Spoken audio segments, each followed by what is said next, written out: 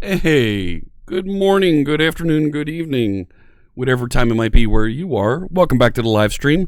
My name is Jeff Fritz, and it's so good to see you, pair programmers. How is it going out there? Greetings, my excellent friend. Yeah, greetings. It's so good to see you. Zultra Lord, One Love IPFS, hello, hello. Tagaron is here, Devman NL, Eternal Dev Coder, good to see you. PowerShell Freak. I'm doing a little bit better. I've got a bit of a cold. I've got a bit of a post nasal drip happening. I was feeling terrible Friday morning. Had a hard time sleeping Thursday into Friday, so I had to cancel Friday. Thank you so much for swinging back around here, friends, and joining me. Stelzy's here, Kabazi, Marcus Voice Programmer, Mason Talks Code. Hello, hello. Rob Windsor. Good morning, Rob. Good to see you. Shy Sharp is here. Happy 2020. Happy 2020 indeed. Jean Valjean. Hello, hello. It's a good day to see all of your friends here. My goodness. Thanks for the host, Rob. Eternal Dev Coder. Yeah.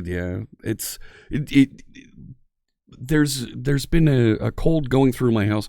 My wife's literally been fighting it since the middle of November. And she's almost on the other side of it, just in time for me to get it. And the underside of my hat, I try not to wear this hat too much. Look at this. I've even got a little bit. I'm wearing my my SpaceX hat. I don't like to wear it too much because it's got green under there. It makes the green screen all wonky. Tomorrow, SpaceX is putting up another Falcon 9 rocket, and they're deploying, is it 60 satellites they're deploying tomorrow? Crazy number of satellites that they're launching, and that's tomorrow. I won't be broadcasting tomorrow, but I want to make sure that SpaceX is on my mind, so I'm keeping the hat on today. Hey, Frank Boucheros is here. Hello. Good to see that I'm feeling better. Yeah, we're doing a bit better. We're not 100%, but we're on the way up here. So, Mr. Musk. No. Oh, gosh. I wish, because there can be only one. There's only one Elon. Oh, my goodness. So, they have 2 Starlink launches in January. Really? Oh, my gosh. I don't watch too closely when the launches are, but yeah. You love the SpaceX hat. Never found any fitted styles. So these are snapback ones, and most of my hats are snapback. I only have a few that are fitted. A Penn State hat is my current favorite fitted hat that I have. I have a Nostromo hat. From the movie Alien, right? Lieutenant Ripley, Sigourney Weaver's character in the first Alien movie. She's the last survivor of the Nostromo. And yeah, it's a Navy-like hat, and it's the Nostromo. Thank you for the follow. B. Bustler, welcome. Appreciate the follow and look forward to seeing you in the chat room. You hate the low-flying satellite. It'll disturb the astronomy view to the sky. Oh, come on now. So, I want to go over a couple things. I want to recap where we are with the current project that we've been working on, what the current project is, and talk about some of the challenges that I had. Because you know I had to write code while I was taking it easy. I can't just sit back and let things go by. No. I wrote some code. I wrote a little bit of documentation. I want to show you what I've done, recap where I am with the project at this point, talk about next steps, and talk about some deliverables. Deliverables are something important that we as developers need to focus on, and I want to make sure that I meet my deliverables. Mesh7S just resubscribed for 2 months. Welcome in, Mesh7S. Thank you so much for that, and we'll make a donation. I need to figure out who I'm donating to here for this quarter, but we'll make a donation for that resub with Twitch Prime. Oh my gosh, of course, you probably still have your Amazon Prime subscription from the holidays. If you do, link it up to your Twitch account and you get 1 free sub that you can use anywhere you'd like here on Twitch. If you use it here, you'll get 17 emotes.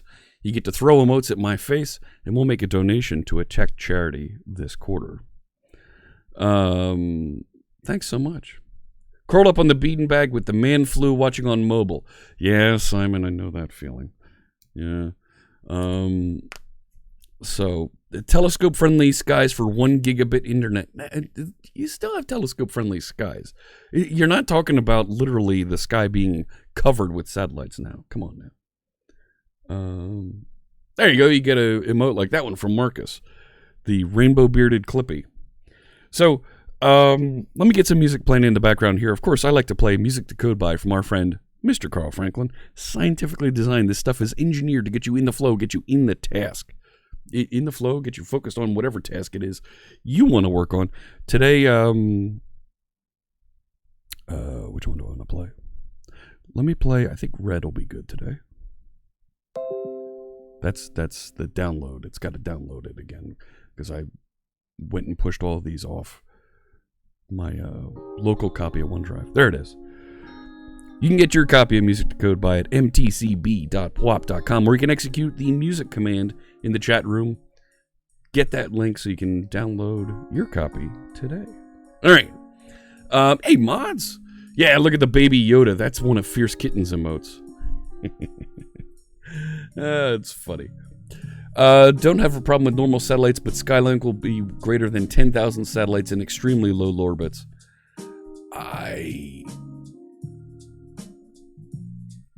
I don't think it'll be that bad. I don't think it's going to be anywhere near as bad. 10,000 satellites. Think about how giant the sky is. You're going to be just fine. All right. Let me recap the project. Let me talk about where we are, show you some of the bugs, that I hit and lead into our discussion that I want to have today about type conversion with C#. Because this is a little bit weird, the problem that I ran into.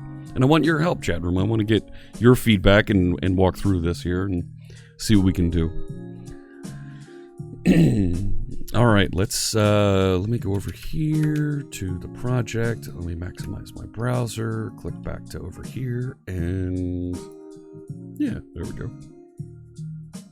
Head over to the code. There it is. So yeah, there it is. This project that we're currently working on is called BlazorWebFormsComponents. The idea here is we want to give those folks who have those long-term standing, those long-running ASP.NET Web Forms applications, a way to take all their controls, all their pages, and copy, not migrate, copy their markup into a Blazor project, and it continue working with minimal changes. You're going to have to make changes, but minimal changes is the goal. Consequently, we've been building some controls. We've been building some Blazor components that mimic the ASP.NET Web Forms controls. We started with these two, the list view and the repeater control, because they're pretty simple for loops that you end up building. But we've since moved in and we're working on the DataList control. And the DataList control has some other features along with headers, footers, layout control, and style. And style is where we're hanging up right now. We need to handle different ways that you can reference and build style that were possible in ASP.NET Web Forms and make those, at least the markup, possible and interpret and behave properly in Blazor. If we do this properly,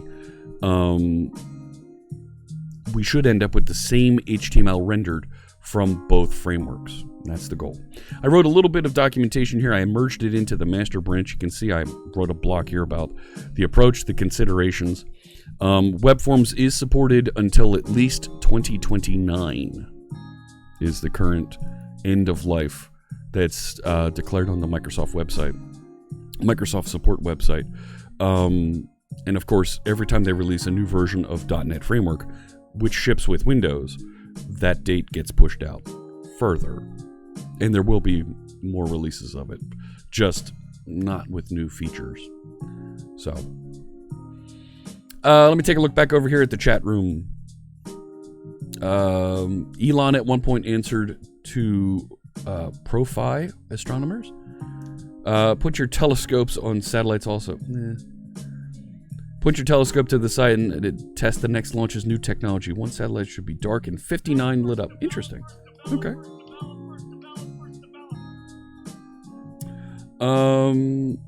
Thank you for the follow, Captain MWP. Welcome. Eternal Dev Coder has a question here, and it's not a bad question. It's a question that we get a lot on the .NET team. What's the future for VB.NET? VB.NET is it's an important part of the .NET ecosystem, the programming language, and it's evolved from Visual Basic before it and Basic before that. It's going to continue to be serviced. It's going to be continue to be innovated on, but it's also going to be viewed as the more stable programming language. Enterprises have chosen to use VB.NET because of its stability, because of its ease of use in building object-oriented programs. So, in order to continue to deliver that stability set of features, VB.NET is going to get language features that C# innovates, but significantly later, so that they can be they can be confirmed, they can be ensured that they're all stable, they work properly, and then they will be ported to VB.NET. It just, the numbers for use of VB.NET versus F# versus C#, there's orders of magnitude between these. C# has millions of developers. VB.NET has tens of thousands of developers. So there's not as much of a need to innovate and add new features to VB.NET when it's functioning just fine for those developers. We want to make sure that the programming frameworks and tools support VB.NET and give it a first-class experience, and you're going to continue to see that. But the bleeding edge stuff as the teams innovate is going to happen in C# first. So there you go. Completely wrong, P-Seal. No. Completely disagree with that.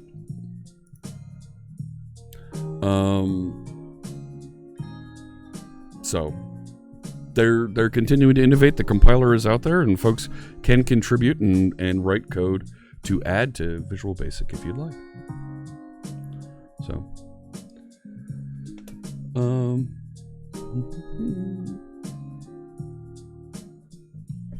all right. So I added a little bit of documentation here. I also added a place where I can start talking about migration strategies, or whoever wants to write these, about how you're going to need to update your code to make it work with this. For example, Razor templates only support C#. That's a decision that was made, and feeding right back into the Visual Basic discussion. So if you have Visual Basic code in your web forms, you need to convert to C#. The B-sting notation needs to be converted to the @ notation. That's a Razor templating thing.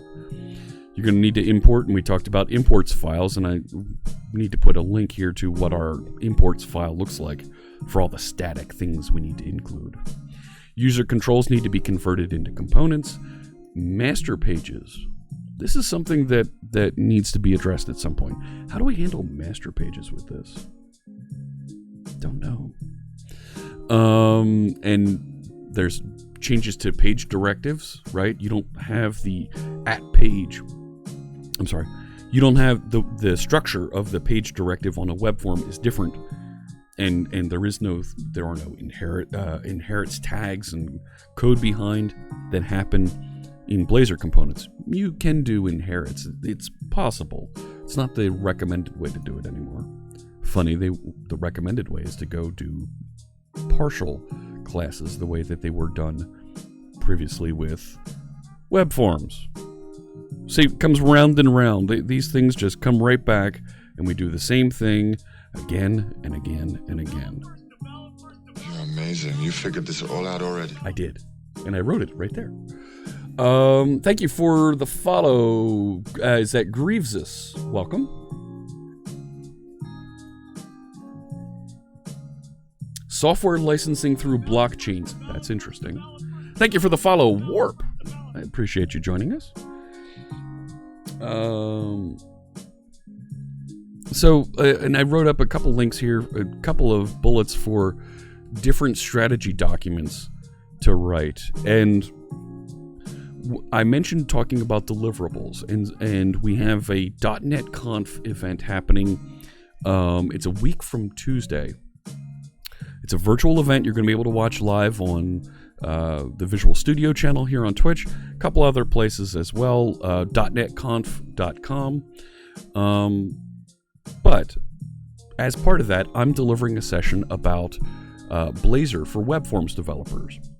What I want to do as part of that is show this project working and do a complete replacement of a repeater control. Not a repeat. Is it a repeater? I can't remember if it's a repeater or it's not. It might be it's the list view by using this library and how quickly it is to replace and get the same thing running again.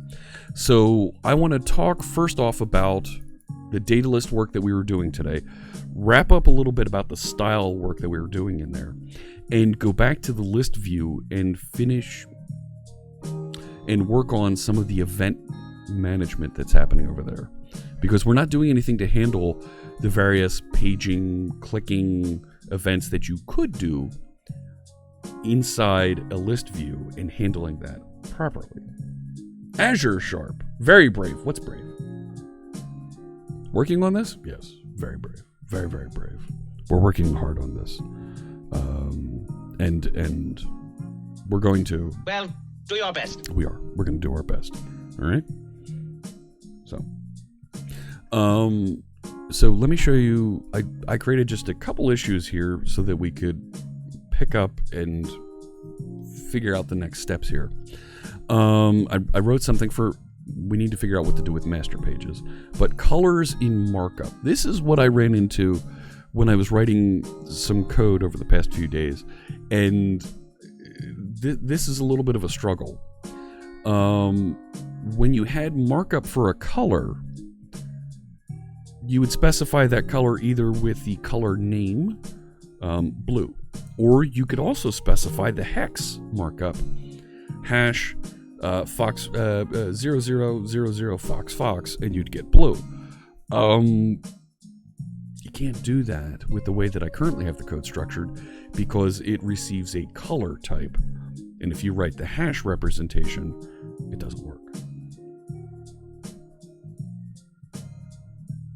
So, no, this isn't I don't plan to have the whole thing finished, just enough to show one control behaving properly. So we can inspire more folks to come and contribute, because right now with just me writing this, yeah, it's going to take forever to do. But if we can get other folks enabled to contribute and write code, we'll get somewhere a heck of a lot faster. What about converting the hex to color, says Alternative Corn. Yes, that's exactly, show it on screen there, come on now. That is exactly the kind of thing that I want to finish and get to today. We'll talk about that. And my Mason, Simon points out, hello? I have to clear this one. Simon points out, am I missing the basic input controls from that list, or were the web forms versions of those identical in markup to the new Blazor ones? There are Blazor ones that do the same thing. They don't have the same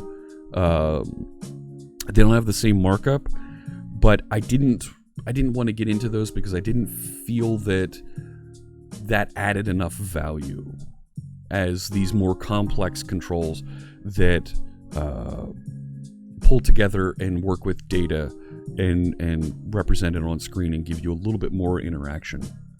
Hey Gareth, good to see you. Yes, there is a color.parser, Simon. Yes. So that's one of the things we're going to end up going through. So we need to figure out how to go from here to how to make the colors work, right? And it's not just color.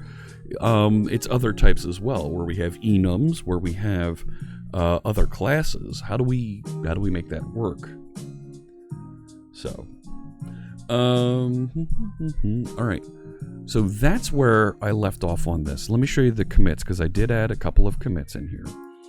I'm working on this featured data list, and I marked this as work in progress. But I started there's my writing, updated client-side samples. So let me show you this. This was interesting. I realized we have two different sample projects here. One for client-side Blazor, that's WebAssembly, that runs in the browser, and one for server-side. And I didn't want to write the same sample for both projects. It felt stupid to write all this code, copy and paste it into the other project. Why would you do that? That's annoying. So what I did was, inside the server-side project, we have index.razor, and it has this code that introduces it, but I broke out the component list into its own component. Where do you see this? So the component list is right here, and it's just the markup that says, here's all the components that I have samples about, and I can show you. Here we go, watch this. So inside my client side, I now have an index page that points to a component list. And the component list is right here. Looks familiar, don't it?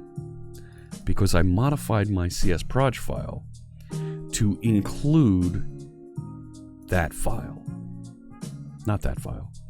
That's the project reference. Where'd it go? Here it is. To include the component list. And I went further and ripped out my control samples over here. It's really good. Wait till you see this. And told it link in the control samples from server side. So now as I add server side samples, they get added to the WebAssembly samples, and everything just works, and you can see it and run both samples, and everything is the same.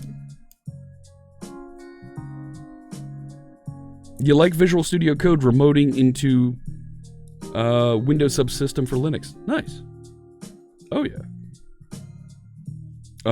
Visual Studio Code is evolving at a very good rate. Lots of folks are contributing to it, building extensions. It's got a very healthy ecosystem around it. So that little refactoring, so I had one set of samples to write, and it would work both server side and client side, was huge. Made a big difference in how we could build and run and show off the components running. They did put a Santa hat on it for a little bit. Yep. So, the next piece that I need to address here, and this is failing. Let me show you why. And this feeds right into that color sample. The test that failed here is an inline header style test. Invalid cast from system.string to border style. The border style are things like solid, inset, dotted, dashed. Its border style is an enum, but we're not casting to it properly. So this is where we're going to run into issues with all these properties for the style elements that happen not just in the DataList component, but we're going to see this in the grid component, we're going to see this in the form component, we're going to see this in the details component, and we need to address it. Singing Mexican just resubscribed for 3 months. Yay. Yeah! 3 months already. 3 months. Thank you so much, Singing Mexican. And that's going to put you into a red cap. That loyalty badge that you have here in Twitch. Thank you so much for those 3 months. And we'll make a donation this quarter to... I'm going to spend some time tomorrow researching who our donation goal is. Thank you so much. Svava Blount is here. What mischief? Greetings, my excellent friend. Greetings. It's so good to see you. And on the 15th, 16th, sometime at the end of next week, we'll have the details of what our final donation to St. Jude is for December. So thank you so much for all the support there in December. We're really close. Not really close. We are 31 sub points away from the next emote being unlocked. That's a lot. But I do have emotes coming for folks that have cheered. Right? There's now cheer emotes that you get when you've cheered a certain amount of bits. There's emotes that you get in channel, and I think I'm one of them. The C# logo is another. So all kinds of stuff. Paul Blart Maldcop. Easy for me to say. Hello. Good to see you. Where's the thing? There it is. I can't talk right. Yes, this hat does have a little bit of green in it, so it looks funny with the green screen. You missed some streams? That's okay. That's alright. We just did a little recap to pick up where we are. So we need to get this conversion done properly, this data type conversion, which normally wouldn't be too hard to do, except we're using reflection to go across all the different properties we have in our table item style class here and cast things appropriately.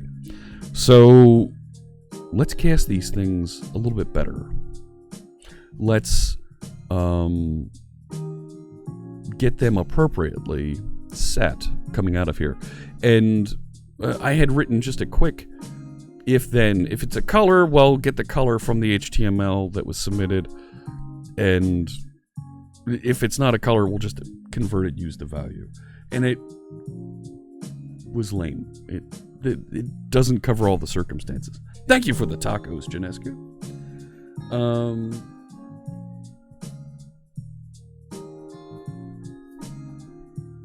All right, so we need to get this to convert properly, and that's where I'll run the test explorer here so you can see the error. It's running into an issue right there with the border style, and we also need to get a little bit more, a little bit more creative with how we accept colors, so that color can properly be converted from hex into a color, and a real color type for processing and presentation. Convert all the things. Yes. You got confused lately finding that loading data from a SQL database was sometimes faster than directly from RAM. How? Loading data from RAM should always be single-digit milliseconds. How is loading data from an SQL database faster?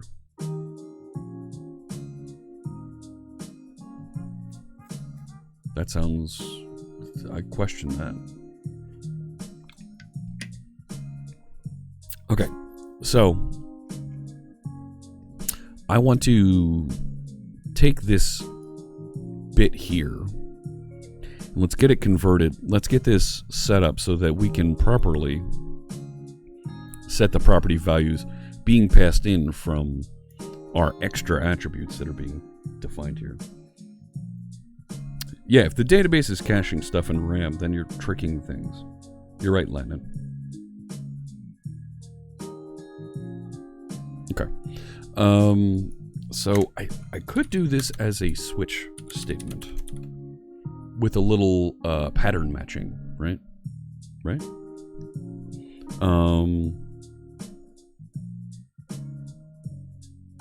If I'm going to switch on something being a specific type, right?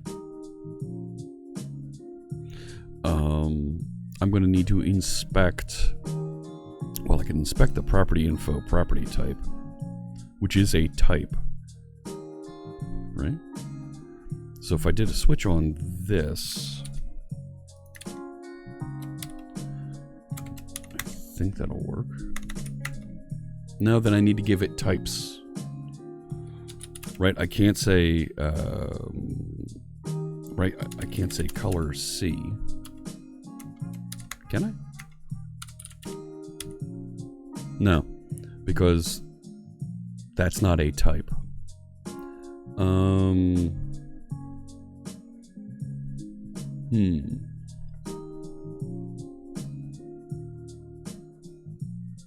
So, right, this is having this generic cast from an object back to its appropriate property type.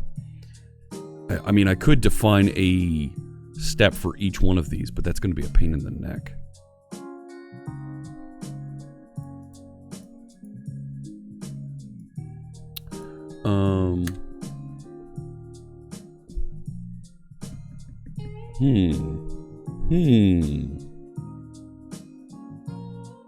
I could tell it to create something of that type and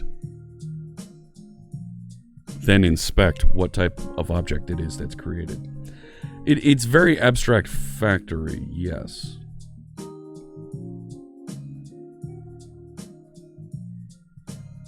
But I don't think an abstract factory pack. I don't think an abstract factory pattern is going to work too well here. I want to inspect coming off of this type here. I can't say, right, I can't say case type of color. It won't do that, right? Constant value, which means I then have to write a big if else, which is just as bad. I could put together some sort of an action dictionary, right? If I had an action dictionary that has the strategies for how to do this, why would case color not work? because it's a... yeah, you can't... Oh, if I do that... yeah, it doesn't like... it doesn't like casing back and forth across this. Dictionary of T, function T. I think that might work. Private static, read-only dictionary. The type of the keys in the dictionary, and right, I'm passing in. Well, I'm passing in a type, and func T of string. Automapper won't do this. Cast these objects back. Binary Chef. Binary Chef just resubscribed for 4 months. Thank you so much. Type of color, it won't work because that's not... that's not a constant value. See that?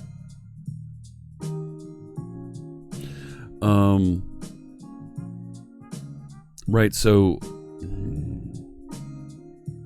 right, I'm going to pass in a type, and this is going to be a function that's going to... well, I'm going to pass in an object.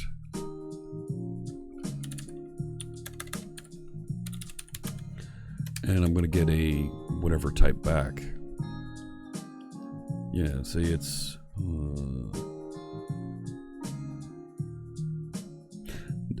even if with the type of...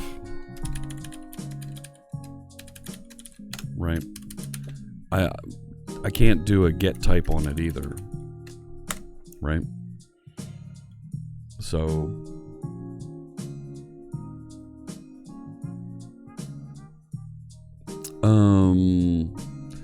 yeah, the action dictionary is kind of weird here because, right, I would be passing in some sort of well, I'd be passing in a type that I'm looking for, and I want to return a, right, it's a func that's passing in an object, and we want to return something of that type. But we don't know what the type is that we're returning. Boy.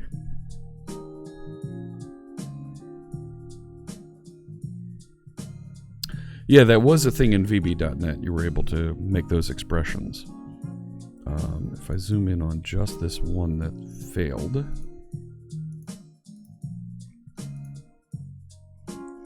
Right. There, that's that invalid cast from string to border style. And border style is an enum. So, switch on prop in property type name and then do name of color. But you think the func dictionary. Okay, so I'm still running into, right, if this is, if we make this a string, so we pass in the name of the type that we want. Right, and you're not wrong. We could have done something like that. Case. Right, now I can do things. Yeah, that would give me a switch statement. I would much rather have it as a dictionary. I'm passing in an object, and I'm going to get back what type, and I want it to be strongly typed, like that. Yeah. So... it's not clear, right? I can't put T there and call this converters.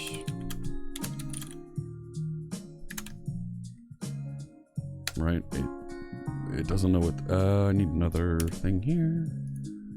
Right? It's kind of choking on that. What is this? So to write something that's generic that'll do that conversion isn't going to work quite right.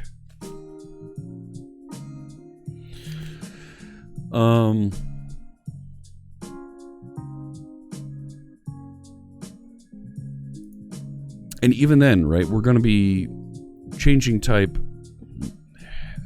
this only works when it's a class.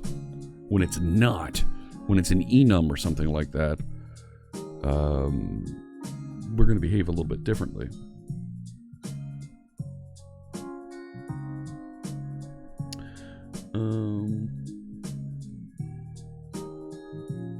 What if we did? Let's talk about the switch here. Just right, if we figure out what this is going to be, right? That's just an object, and we're setting and forcing the change type in here with it as the correct object type. But it's coming in as a, is it coming in as a string?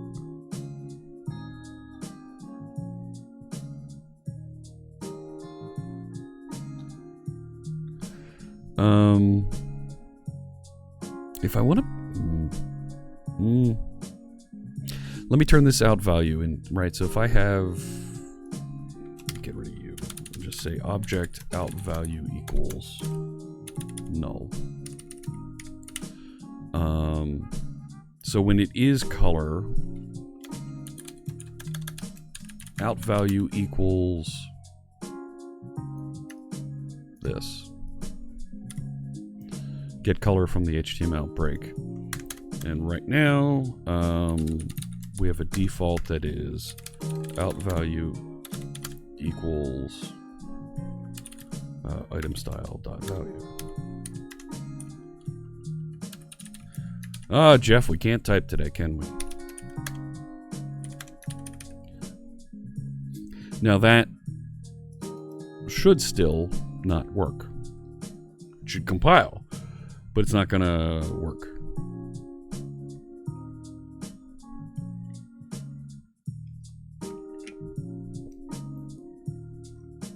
There we go.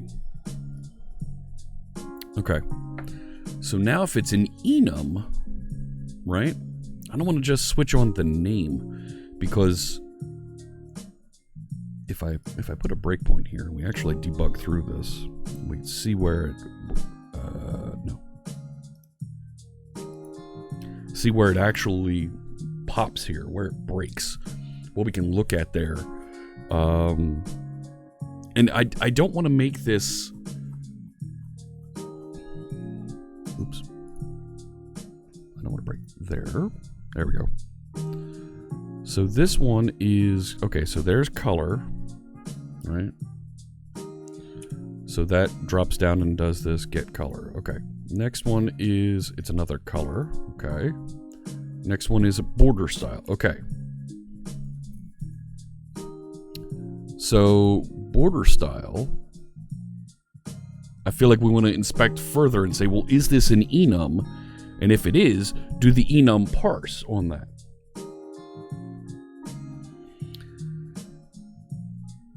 So we're working on doing some type conversions, Gabriel. And we're doing this so that we can receive. Let me show you what the test looks like.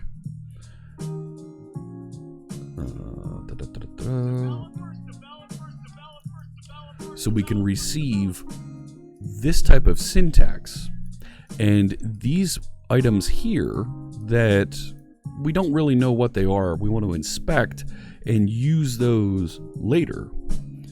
We want to convert those appropriately to their target types and assign them into our header style so that we can render appropriately later. Thank you for the follow, Mr. Dostoevsky. Welcome. Like a small parser. Yep, exactly. So we've written a unit test here that inspects these and is expecting, this, here's the test, and it's expecting to see blue in the resultant style that gets rendered. The problem is we get into here where it's doing the conversion and it doesn't know what to do with the borders. So now what? So now we need to inspect a little bit further and figure out what to do. So can we say if prop info, let's inspect the property that we're actually looking at. And yeah, the property type. Can we say, is it an enum? Isn't that a thing? Is enum? Is enum? There it is. All right. So if it is an enumerable, right, an enum, right, that's that collection of objects, collection of values, right? When we look at border style, we have these enumerated values, right? That's a generic, that's a standard C# feature, an enum, and these things. We want to be able to convert these back to their appropriate types. So if it is an enum, well, right, we should be able to say out value equals enum, no, not that enum. We could be running into an issue here. Can't do type converter. Type converter isn't supported by Blazor. That was something we looked at, and there's actually a very extensive bug that's written around that.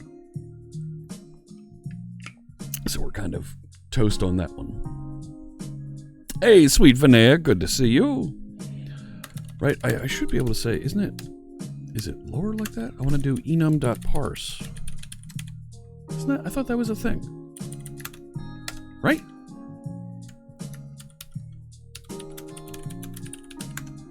Right, I thought that was a thing. Enum.parse method.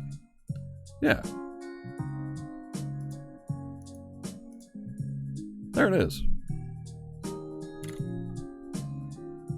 But I'm getting clobbered here by that namespace. Rats. Well, that's no fun.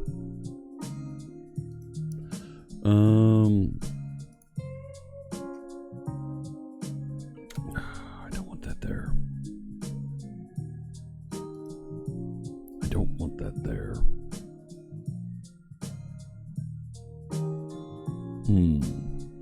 In fact, if this is the only thing that's in there,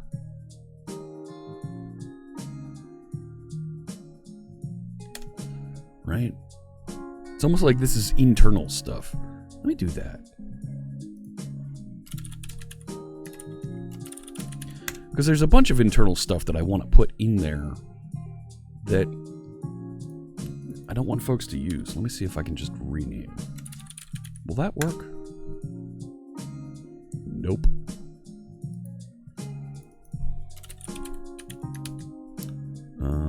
Let's see where all that broke and go back and fix.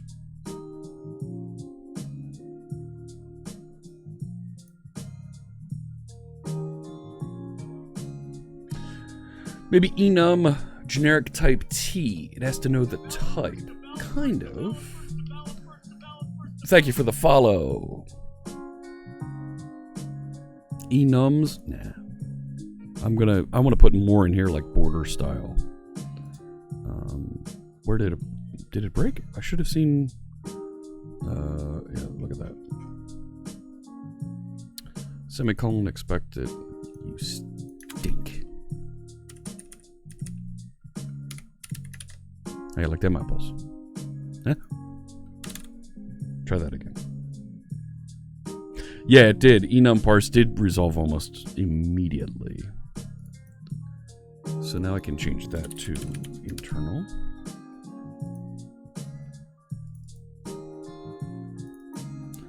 Let me see. Can I just do a find replace on this?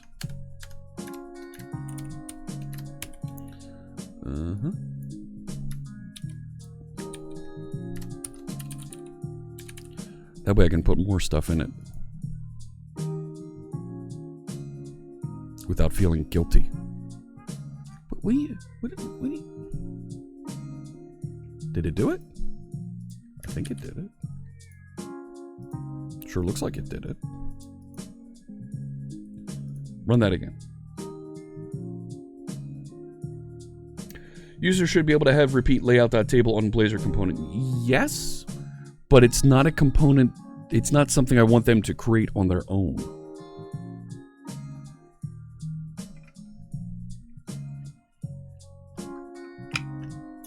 Nor is it all enumerable things.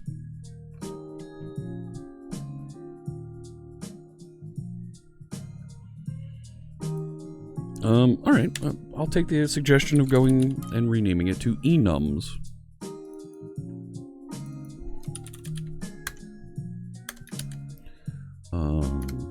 Do that again.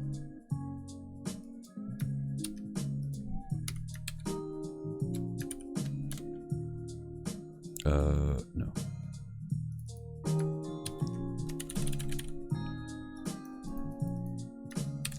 Do that.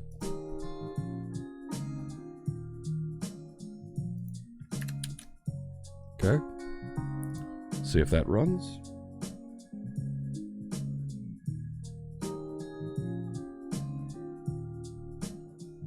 And that's fair feedback. Thank you, chat room.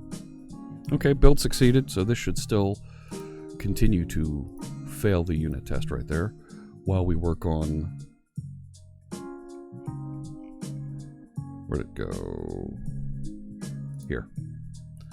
This. So the out value is going to be enum parse. We're going to pass in the type. Haha, I know what the type is. Prop info, property type. And the value that I'm passing in is item style dot value. And that should cast back. And I'll just put an else here.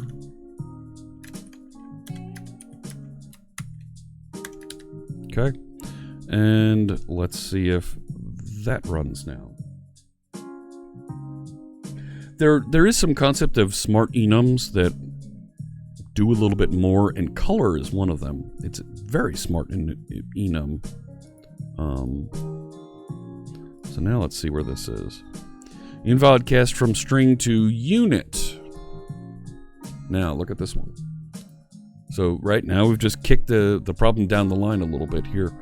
So this is for border width, has unit. Unit is a struct. Now this is a little bit weird for me, because this one, if we, and I just copied the source code directly from the reference source.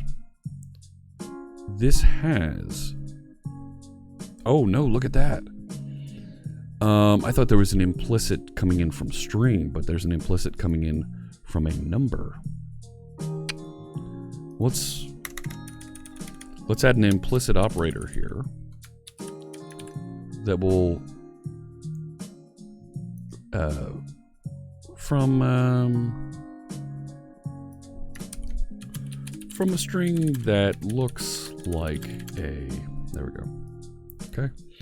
So instead of this being int, let's take a string.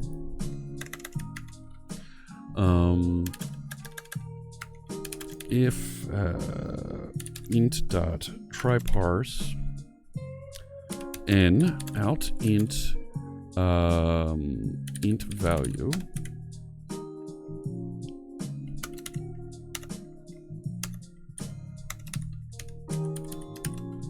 int value.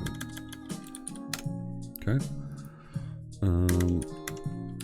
Otherwise, throw argument type. Come on, I'm looking for an exception here. Argument exception? Sure.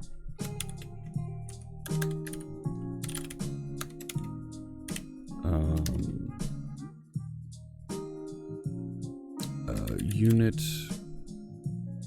attempted to convert a attempted to set a non-numeric type. Now, I mean, yeah, I think that, I don't think, is there a not a number? No, there is no not a number exception. That's effectively what it is, though. Yeah, that's fine. So, now let's see if that works. Now that it has a way to convert from a string to a unit, right? So if you haven't seen the operator syntax here for C#, this is interesting. Thank you for the follow, Zucker1990. Welcome. What you can do is inside of your classes, inside of your structs as well, is you can define operators that say this is how you convert from this type to another. You convert from a string to a unit with this syntax. I think it's not doing that because this is an explicit.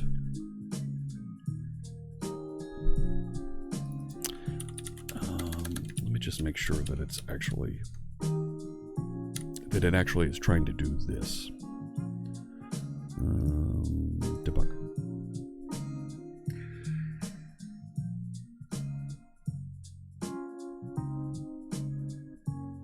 One point on the DataList behavior, says Kabazi, when the data source is empty, it will show header and footer. But when it's null, it won't show them. The code right now will always show header and footer. All right, let's make sure we take a look at that. Hang on, take this, I want to pin that. Go. There it is. All right, so border style, I want to go till, there it is, unit. So this should step in. It is not an enum.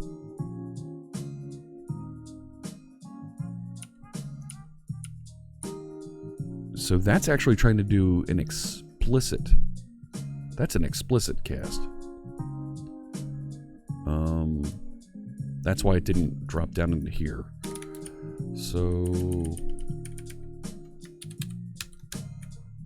you can actually have this behave differently. I'm going to make this the explicit operator. Why doesn't it like that? Can I put both? I can't do it like that, can I? I guess I can. Nope.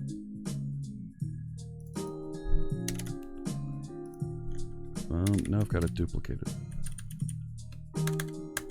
Thank you for the follow, Code Mage Hatraz. Welcome.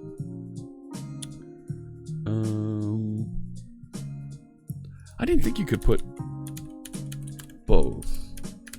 Spell implicit right, Jeff. Come on now. I don't think you could do that, no. And if I try that again, let's see if it hits. Yeah, I didn't set the project just because I think the title is pretty descriptive of what we're doing. We're working through these type conversions. Nope, doesn't like that cast. Rats. That's interesting. Because it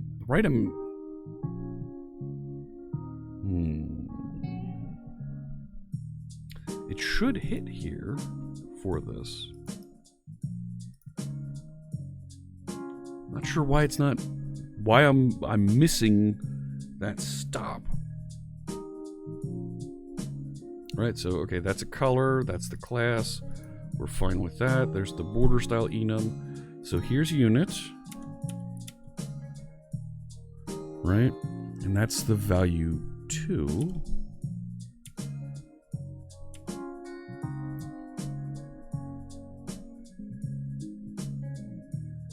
So, yeah, it didn't hit the explicit cast. Hey, Morzel. Yes. Hey, pair programmers. Happy New Year. Great to see you. Thanks for tuning in. I don't know why it's not hitting my explicit cast. Thank you for the follow. Fear the Mind Killer. Fear the Mind Killer. Thanks so much for tuning in. Appreciate you joining us. Great nickname. Great nickname. Right, that's kind of weird. Why isn't it casting that appropriately? Why isn't it even going through the cast?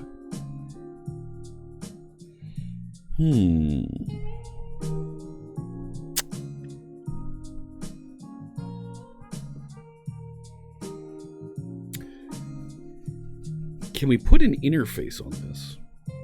Oh, wait a sec. Is it not going through it because it's a struct? What if I change this to a class?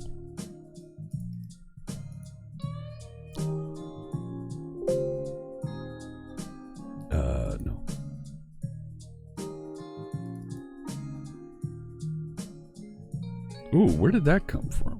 Da, da, da, da.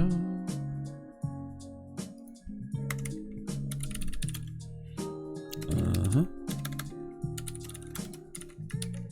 Do that. Wouldn't that be great if it just ran? Wouldn't it be great?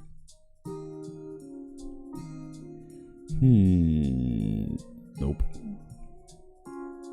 Nope. Okay. What's your next brilliant idea there, Jeff? The usage of the private constructors so that we don't have... we have these dependencies. You can't create a unit type unless it has a value. You can't create a unit that doesn't have value. But the empty unit is the only way that you have a unit of measure that doesn't have value. That's the only one of its type. So it's private. The only way you can get it is to request it here.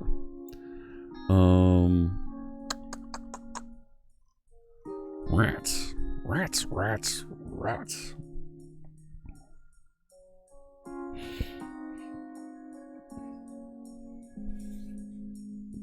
What if I created an interface to help do this type conversion? Parse from string with a single method. This is all internal to us, right?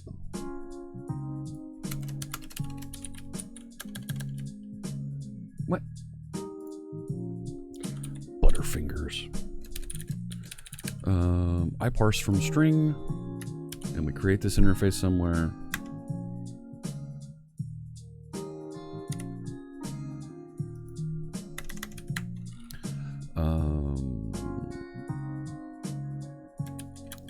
T. Oh boy. Where T is a class. I don't need it. Oh my gosh, Jeff.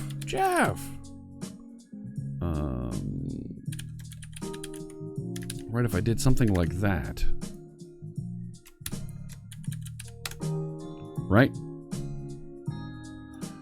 And implement this. Why won't you implement? Implement.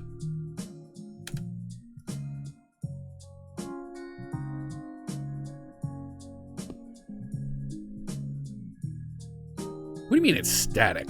What's static? Nothing's static here. I need to get past this. This isn't going to work.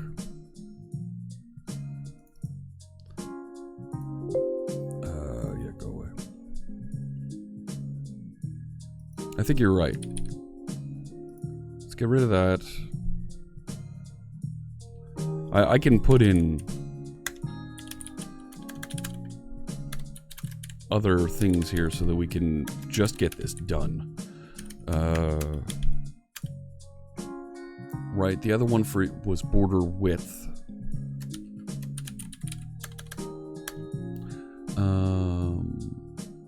No, you know what? I could still be a little bit. Property type dot name equals. Well, wait a sec. Don't even need to do it there. Case, right? Just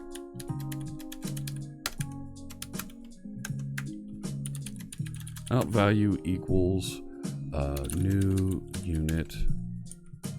There. Right? Item style dot value dot toString. Right? Now I've got that running properly.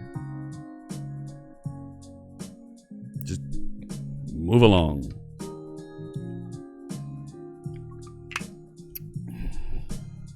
And come on, give me that passing unit test. Come on.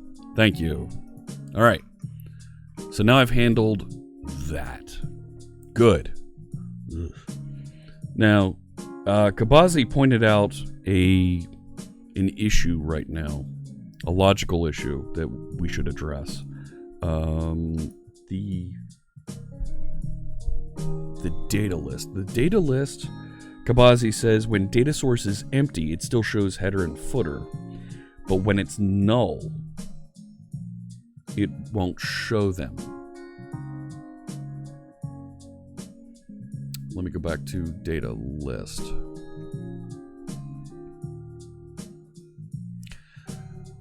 When it's empty and when it's null. When it's null, it shouldn't show the header here. Okay. So if the header template does not equal null,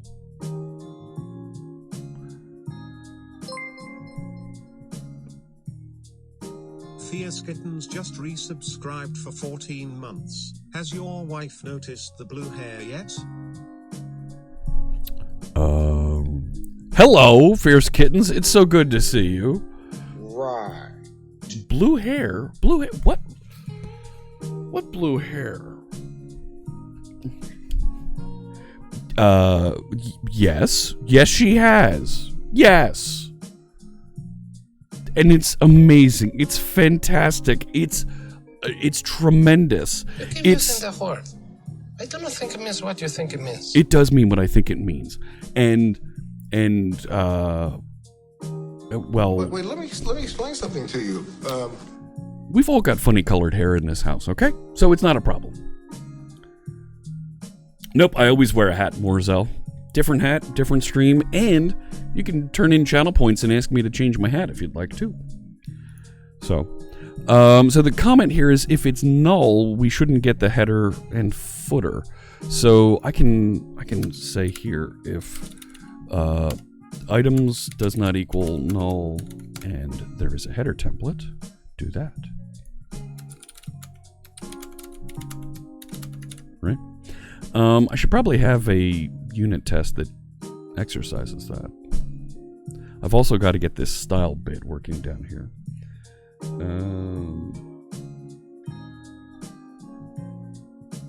Oh, Simon. Do you see this? Do you... Why didn't... Uh-oh.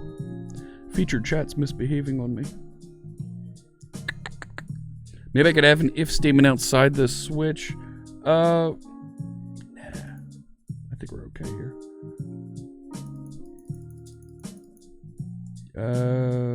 Yeah, featured chat's not letting me queue up messages.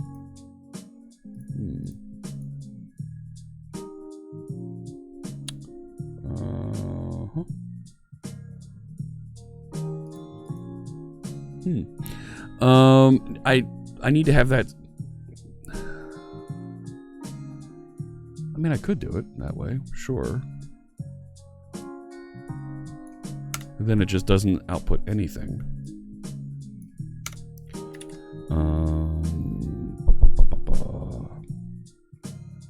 So let's write it. Let me write a quick test then for it. Add new item. And let's call this null data. And I'm going to copy the same content that's over here. So if the items is null,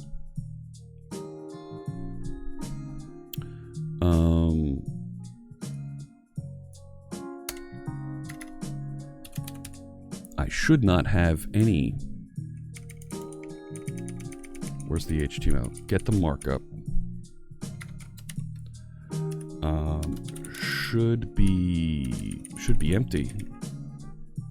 Well, tell you what. Let's say should be string.empty.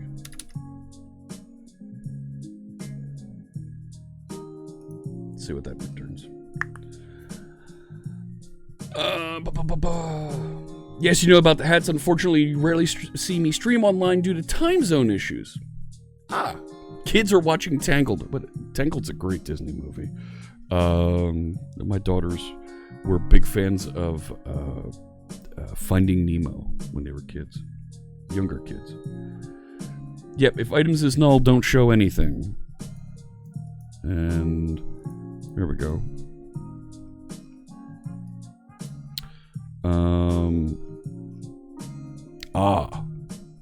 So it still outputs stuff. What is this? Huh. Okay, so I still got the spans for my widget list, even though the items collection was null. Let me go back in there. Thank you for the follow, Tuz. Thank you. Diana is nursing on the... Nice. Well done, kittens. Alright, so I was going to pull that if items is null out here. If items equals null, if it does not equal null.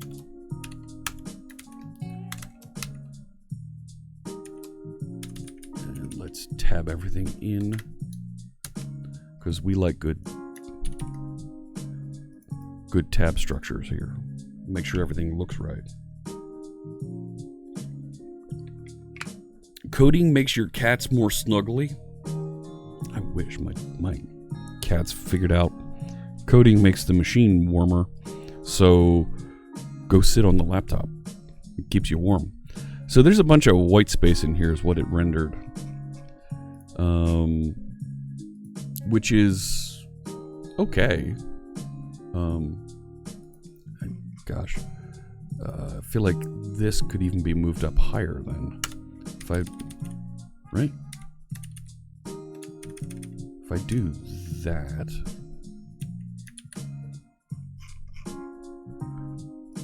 It feels weird fighting with white space like this, but hey, whatever.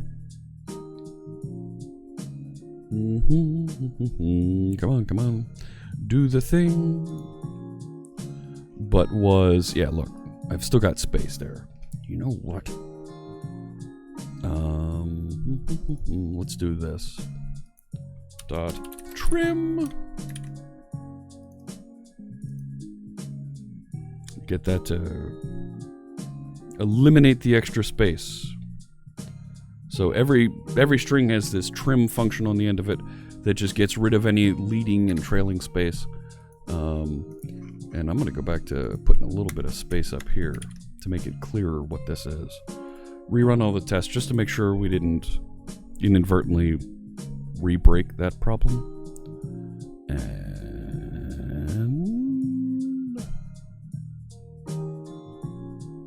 Come on, I've got some good tests here, right? Build succeeded, run the tests. I want to see 15 out of 15 pass right here. Right here. Show me that 15. Or not. Don't then. I thought I clicked to run the test. There it goes. Look at it.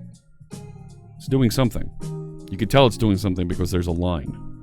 No, you're not going to show me. There they are. Fantastic. All my tests pass. I can go back to adding new features back to this. You never understood why trim wasn't the default.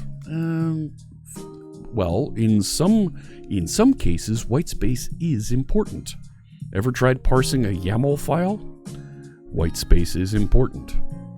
I don't like it, but it's important. Okay. I'm going to...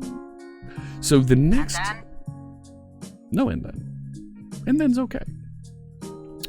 I need similar tests to inspect and make sure that all these values actually pop out here, that I got an appropriate border being written here, right? Did my border get written properly? Should contain border. Thank you for the follow, Thames 101. 2 pixels solid white, right? 2px solid white. Should contain that. Do that again. Make sure we got that working. Yes, YAML is so annoying. Binary Chef says, ever written Python? White space is important there too. Yeah, a little bit. You're right. Alright, what did we break? What did we break?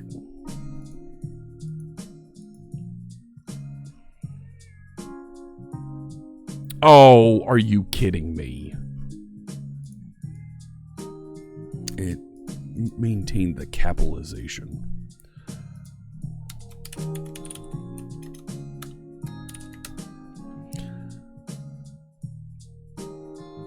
Now wait a sec. That was okay with this. YAML is YAML is one of these things that folks think is a really good idea. I think it allows them to do some things that they feel. Oh no, it's the semi on the end that it doesn't have. Let me get rid of that. The thing with YAML, folks believe that they can be a little bit lazier with their configuration. Oh, we don't care about angle brackets or curly braces or anything. We can write configuration however we want.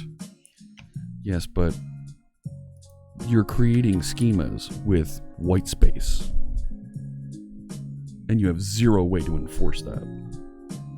It's a pain in the neck. Yeah, noyaml.com. Binary Rambly Geek showed me this earlier this week, and I tweeted about it. It is a brilliant page written by our friend Jeffrey Huntley that shows all the fallacies, all the problems with YAML, and the fact that it's a cornerstone technology to Kubernetes, which is running the orchestration for giant websites, is going to be a big flipping problem. You have no idea what you're dealing with. No, because when you type the word, the abbreviation NO, because you want to reference Norway in YAML, it returns false. Because no is recognized as the word no in English for false. You can't reference Norway in YAML. A whole country you can't reference in YAML. Get back to me on that one. Yes, no YAML is phenomenal. Jeffrey Huntley did an amazing job with that. We've learned from this, from trying to turn markup into programming languages. It doesn't work. Use markup that's designed to be enforced with a schema when you're going to use this for configuration. Ini files aren't good enough. TOML, TOML, was pretty good. It's very ini file-like, but it's not quite there. CSV is good. Comma-separated values, that's a standard format folks know how to use. But XML and now JSON with JSON schema are pretty good for passing around configuration in data. Protocol buffers have similar problems. But they have schemas now for those as well. It's not as bad. It's something we can work on here. So let me continue adding some more of the features here to finish outputting all the information for what table item style is here inside of our code. If I go back up here, table item style, it's not in .NET Core, it's in .NET Framework. There it is. So if we look at the properties, right, back color, border, style, border, width, we've implemented all of those. The next one is CSS class, and we're going to get into font, height. Let me do CSS class because that's a pretty easy one. That's just a string that we're going to drop here. Like this. And that should copy. I shouldn't have to do anything in my little type converter here. But I do need, so that it's a element inside of our inside of our type for Blazor, I do need to define it over here as well. Hey, what happened here?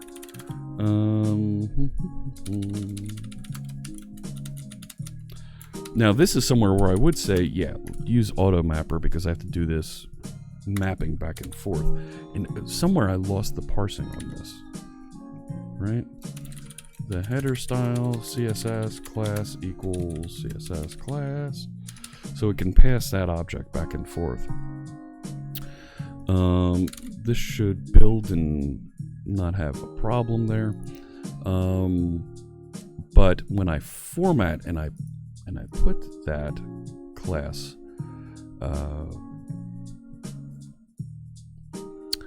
I should be able to put it right here, right? Say class equals at CSS class at header style CSS class. Fantastic.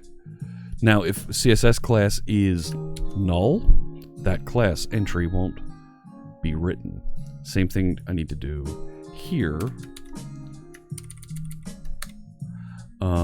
If there's a header template for the flow layout, right? Come on. Forgot the end quote. There we go. And I still don't have the style here for at header style. So if they're null, it should drop off those attributes. For reasonably structured data, what is awesome? CSV? Yes, it is. There's even there's a really great link library that you can find out there, a NuGet package that will allow you to query CSV files just like it was a database table. You get all the link query capabilities on there. You think pattern matching in C# 7.8 makes it cleaner to read and write? Yes. Ertuz says, my professor says that you should not use switches and deep nested ifs. Yeah, I agree. I do agree because there's ways to do it faster, and what you've also done by introducing this, and this is where we were kind of saying it'd be great if we could push this out into a abstract dictionary, into a action dictionary, so we have a strategy to go through these. Each time we add a case here, we have to modify all the source code, and we are inadvertently touching the other cases as well. Plus, we've just created all these other points of complexity to exit the method. That could be a problem as well. So you've got all kinds of different problems there that you need to figure out and handle. Versus if you take this and turn it into a dictionary that has strategies inside of it, well, now we can say, well, here, pass in the attribute and have something inspect and figure out exactly what to do with it, right? I could pass in the names, right? And let's actually, right? So this works. I still need to write a test for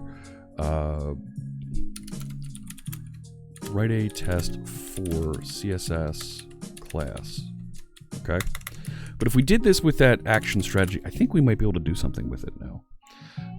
Private static read only, and this will kind of go towards a little bit of what Ertuz is doing. Yes, this is open close principle at work. Yes. Suggestions on reading material to learn C# with. Check out .net/learn. There's stuff to get you started with C# there. That's very, very good.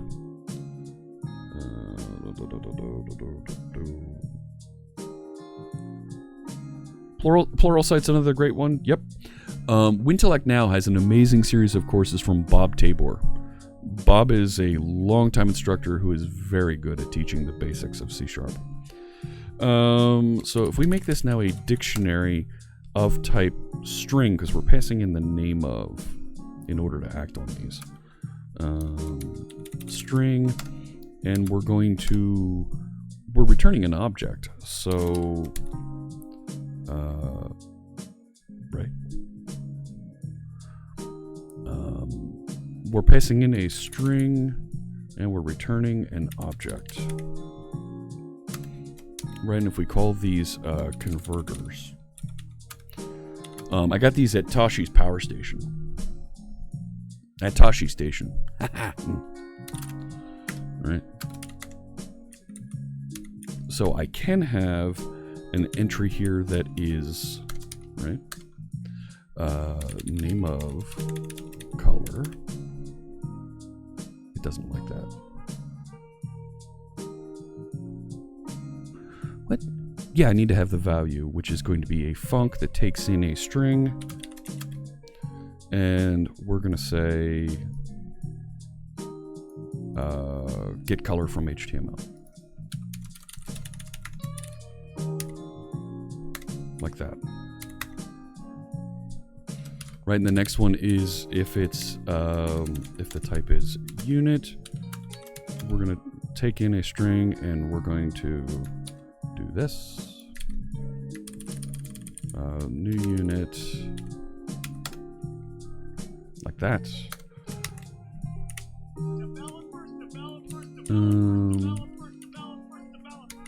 Thank you for the follow. Steel. Steel off. Welcome. Working on a Sunday? No, this isn't working. This is having fun and talking to friends here. So let's do this. Now I can turn this around a little bit, right? Now I can say out value equals, check this out, right? Converters, this, and we're going to pass into it like that because it's a function that this returns. And make sure that's a string, right? But if it's null, we want to do our if statement that we have down lower. So let's say, here we go. Converters, if it has... And then? Hang on, we're almost there. If it has a key for... Hey, listen. Yes? Azure Sharp wrote all the code for me. Did you? I don't see anything. Oh, wrong link. Oh, look at that. So,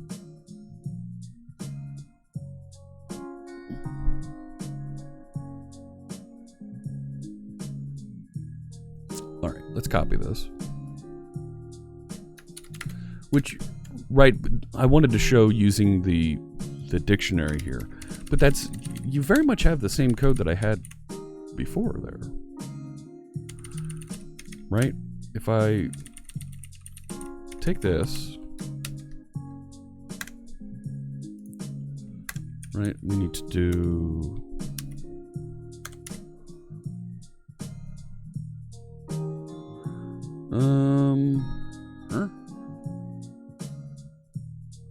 It is very much like a try get value, but wait. Hang on. Oh, I see what you did here. Oh, look at that. So you did this with, it's a switch statement on the property type. Now, I'm not sure what the null is there. If the property type is null, then output null. If the property type is... If we inspect the property type, if the name on the property type is color, this. It's very, very succinct what you wrote. Otherwise, discard, and it's just the item style value. And you do this conversion here.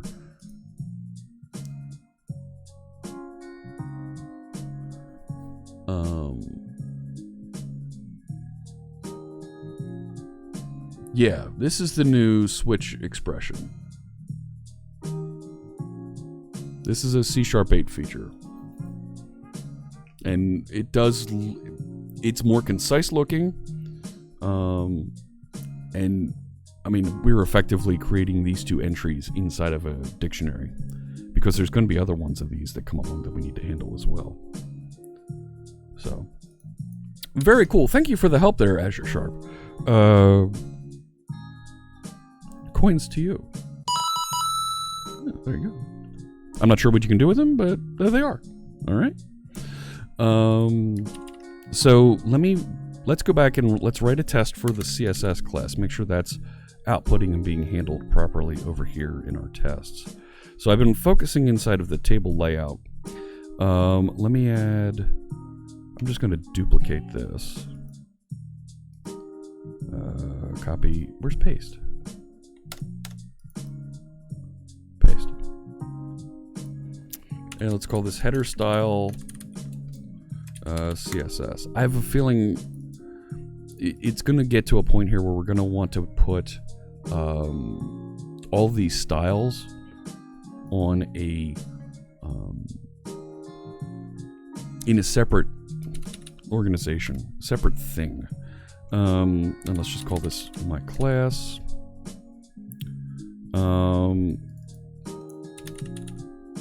Right. Yep, it should have a class.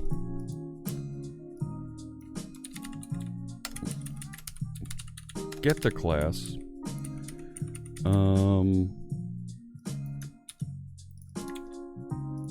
Should not be null, and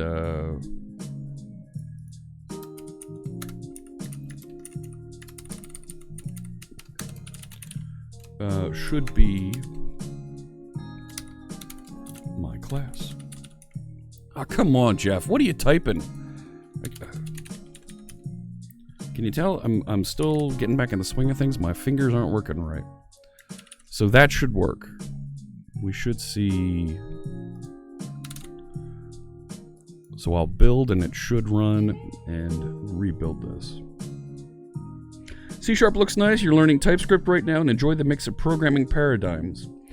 C# should look very familiar to you if you're a TypeScript developer because all of the typing syntax. Ooh, look at that. It doesn't have class. Why not?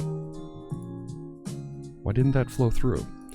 All of the concepts for TypeScript, strong typing, came from C# because it's the same team that built both. It's the same language designer that wrote both. Anders Hallsberg. It's his 4th programming language he invented. 4. Most people invent one programming language and they call it a career. Hey, fantastic. I invented Python. Well, we're done. We invented Java. Fantastic. We're moving on. All right, we're good. No. He invented Turbo Pascal and then invented Delphi and then invented, well, actually he invented J#, which fed into C# and now TypeScript. It's like, isn't one enough for you, Anders? No, go invent 3 more. Janescu wants me to change my voice. Only the table tag should get the CSS class.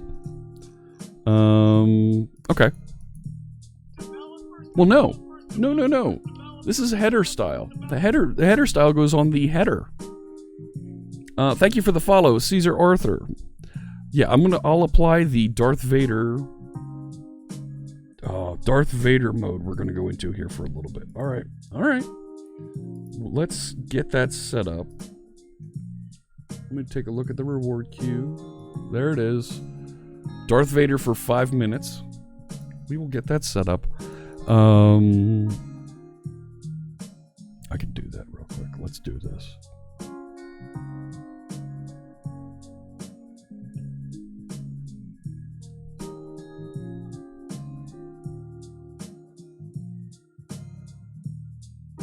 Ready, set,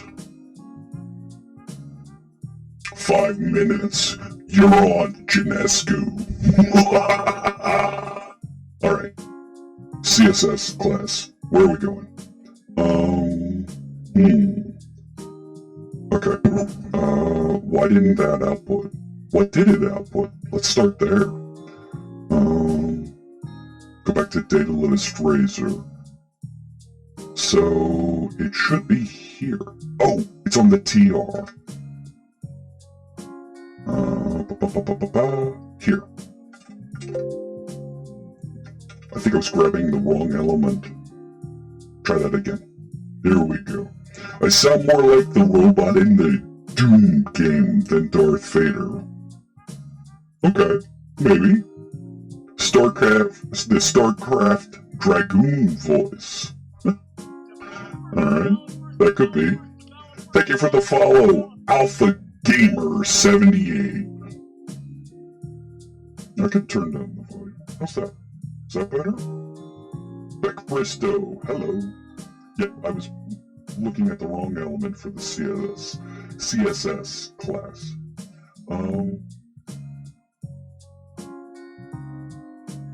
That's right. I think that's right.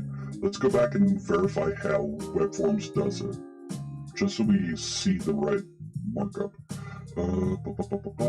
Here, DataList. And if we header style CSS class doesn't really point to anything, but let's see what it looks like. Debug start. So I'm gonna go right in here and find this.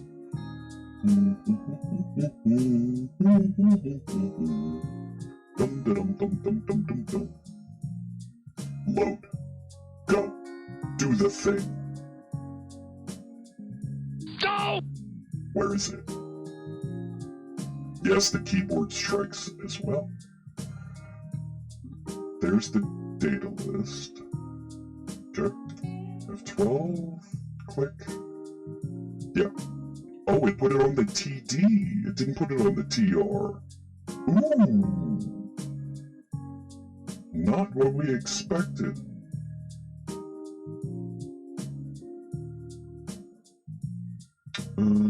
Okay.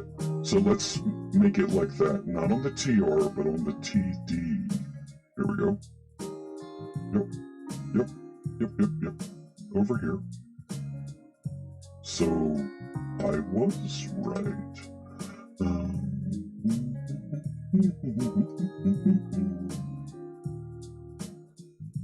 There. And rerun that. 2 minutes left in Jeff Vader. And Azure Sharp has a suggestive way to do that func dictionary. There we go. So that built properly. Let's also make sure it doesn't include the class if there isn't one set. So let's create... Actually, can't we do 2 of these in one? I think we can. What if I do this? Let's call this null test. And if we don't include that, we want to say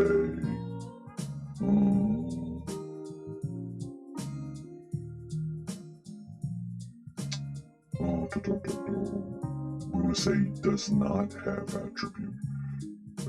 Should be false. Now let's see what happens. Am I aware of the Eddie Izzard Jeff Vader clip? No. Can you share that, Kidstead? Send it on. Do I have unit test coverage for all the unit test types? What? What? Oh. Oh. Goof. I forgot. I did that wrong.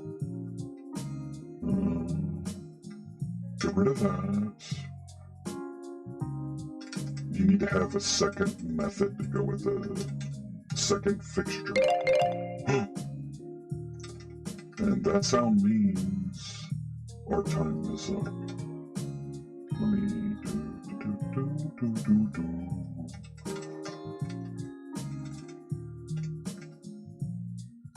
And while that's running, we'll go back to normal mode. Thanks so much. Could Simon Shearing use Fritz Bits for another voice mod? Sure. Which one do you want me to do?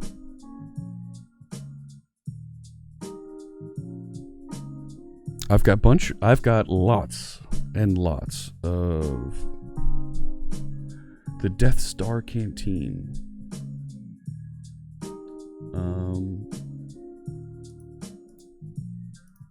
I'm going to open that and I gotta be careful here so I don't get bit by the copyright police.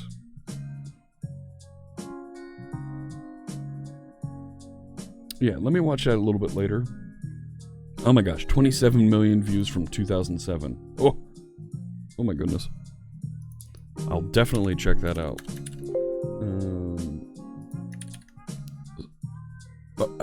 Wait, what?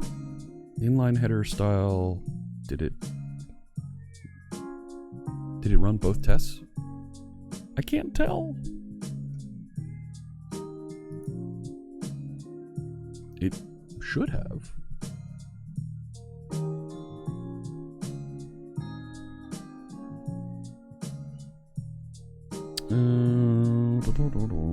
It isn't clear if it ran.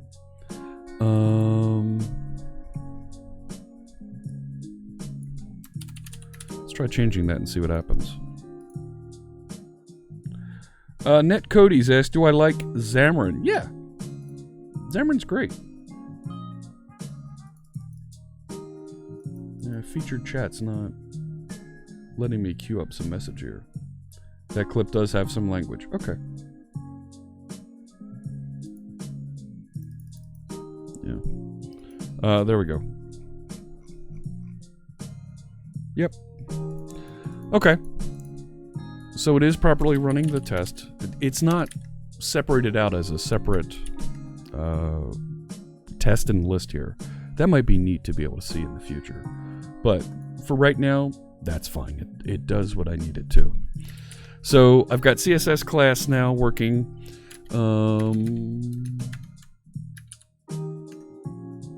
So font.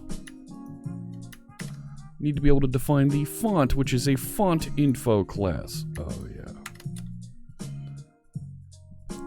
Sealed class that has bold, italic, name, overline, size, strikeout. Oh gosh. Look at all this junk. Before I get into this, let's address that other issue with...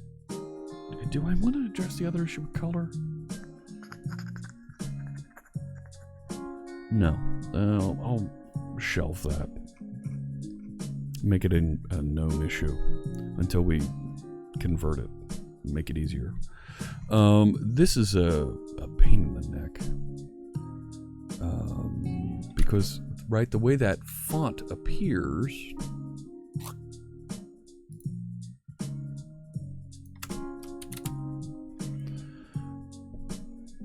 is with all these... Actually, that's not too bad. For our purposes, not having to make this into a font object and actually have these 1, 2, 3, 4, 5, 6, 7 properties, that's not too bad at all. Right? I can deal with that, right? If these are just booleans with a string, right? Name is a string? Yeah. I mean, I can do that. That's easy to set up those properties and put them in into our deal here. Let's do it. Will it be possible to use SCSS for this project? I'm not sure why you would use SCSS for this. Thank you for the follow, Tater Nader. The Tater Nader is here. What'd you do? I don't know, but beware, because the Taternator will be back. Thank you for the follow. Appreciate you joining us. You could use SAS in a project that this is included with. Yes. But the way that WebForms renders CSS, it renders them on the elements. So we need to make sure that it matches as close as possible. So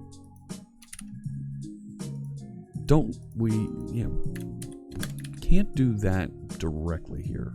Let me go over to table item style. Let's add those font properties.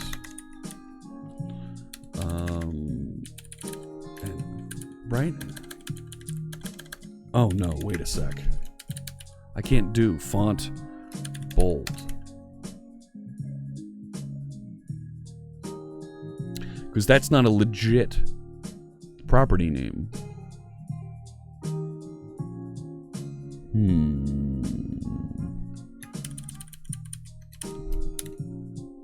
I can do that. You wound me, .NET. You wound me. Right? How can we do...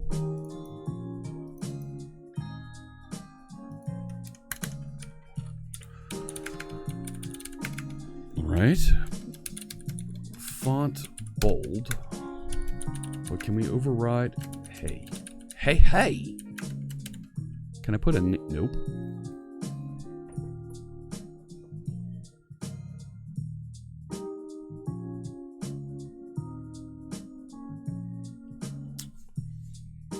Oh, here we go.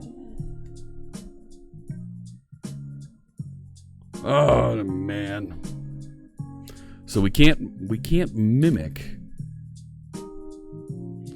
that same format that's over here. Come here. Right? We can't do that.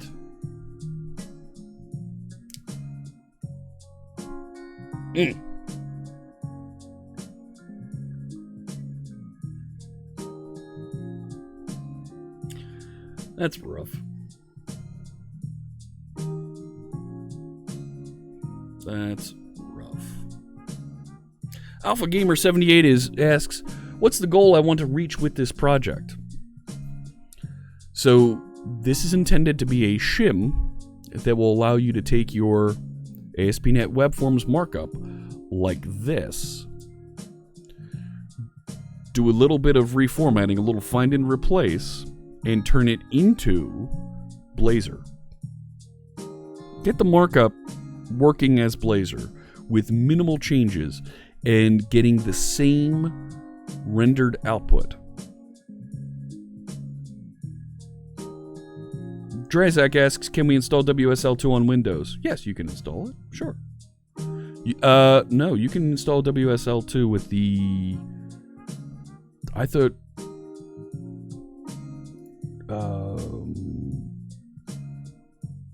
if you're on the fast ring, you absolutely have it. I thought it was in the 1909.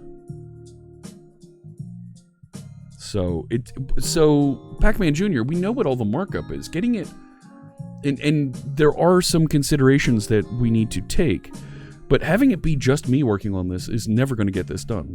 We need other folks to chip in and help. You think it missed 1909? Can you not plug into the interpretation of the tag somehow and parse it my way? Yes. But, right, it won't recognize...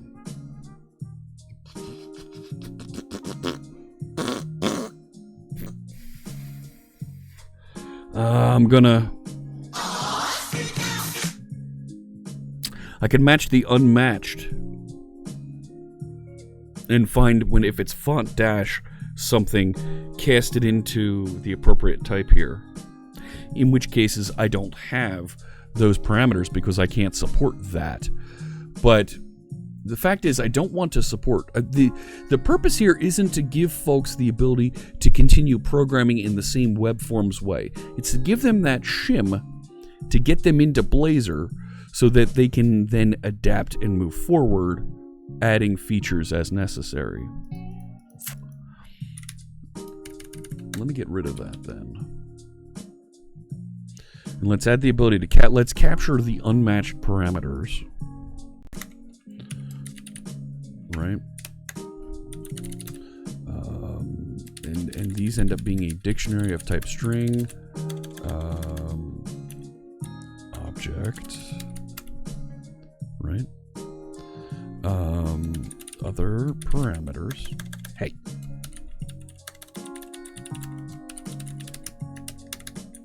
And I can say, oh, come on, where is it? Capture unmatched values, true. And we should then be able to go through and inspect and see if there's a font dash bold, and if there is, put that value on the bold. So it's an amazing goal if we can get there. I think we can get a couple of these simpler components converted quickly, relatively.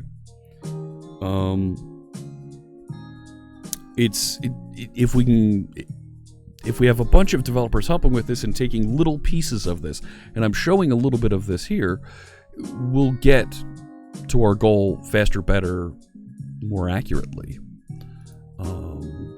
And also, if we prove out that this works and that we shorten the on-ramp for folks, we may even be able to get some Microsoft folks to help as well.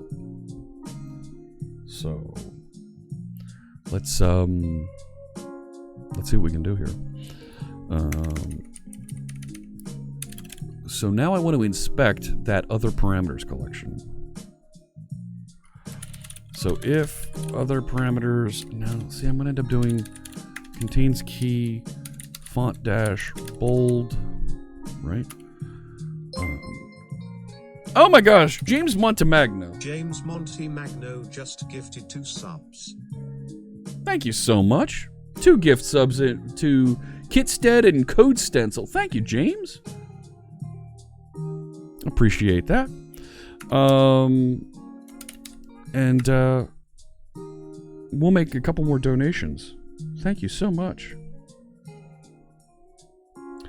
Why would users who start Blazor, why shouldn't they use this library? Because we're doing some things that are inefficient HTML presentation. Not everybody's going to want to do this. But, and I see folks saying, oh, you should use CSS or you should use Sass and push this stuff out, and you're rendering it very inefficiently. I know. And you should use those technologies, and that's why this shouldn't be a core library. This is there to generate the same markup that folks have for web forms. We need to maintain that same output so that it's consistent for their application. They may have JavaScript that wires up and does things differently. So, you need to be aware of that, right? So we want to say then other parameters font bold, and that's going to be a Boolean, right? So we want to do that. There we go. And gosh, that's going to look ugly.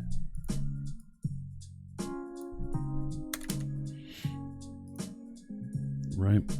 And there's a whole bunch of if statements that's going to go along with these. There were 7 of those. Netcod is just subscribed. Thanks so much for that resub. Continuing a gift sub. Thank you so much. My goodness. But in Blazor, Beck Bristow asks, can you associate a component to a CSS file like in Angular? No.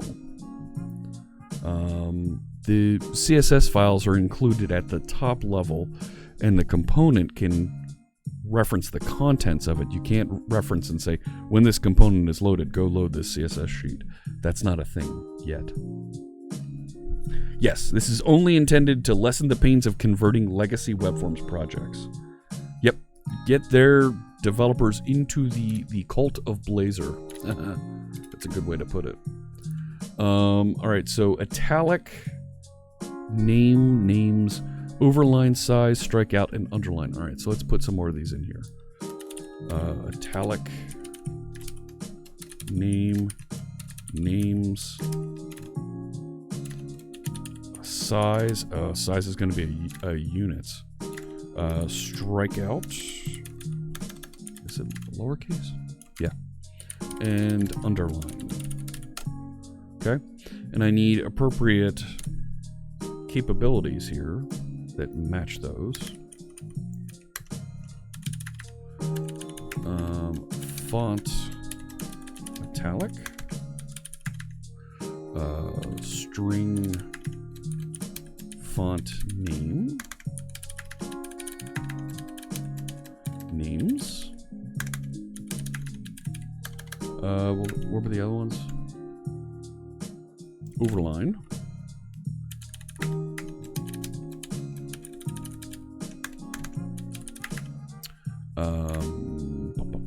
Size. Now, size is a unit, isn't it?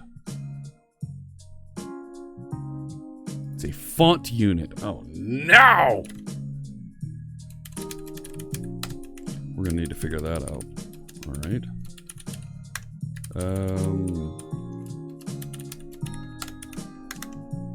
Let's create that, and we'll come back and fill it in later.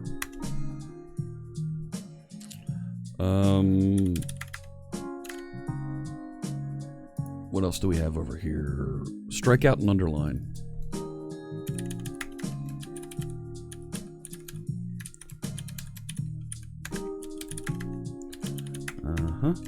Font underline. There we go. Okay. How long until Mobilize has to push a button web forms to Blazor? Haha, bald-bearded builder, you've been talking to D.D. Walsh. That's definitely something that they would be interested in. 1, 2, 3, 4, 5, 6. There we go. All right. Font italic, name, size, strikeout. All right. So,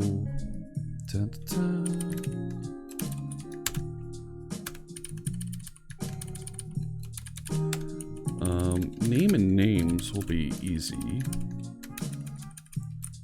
Size, we're gonna have some fun there. And underline, and also the rendering of these is different, right? So that's not a Boolean. That's not a Boolean. But this, we're going to do.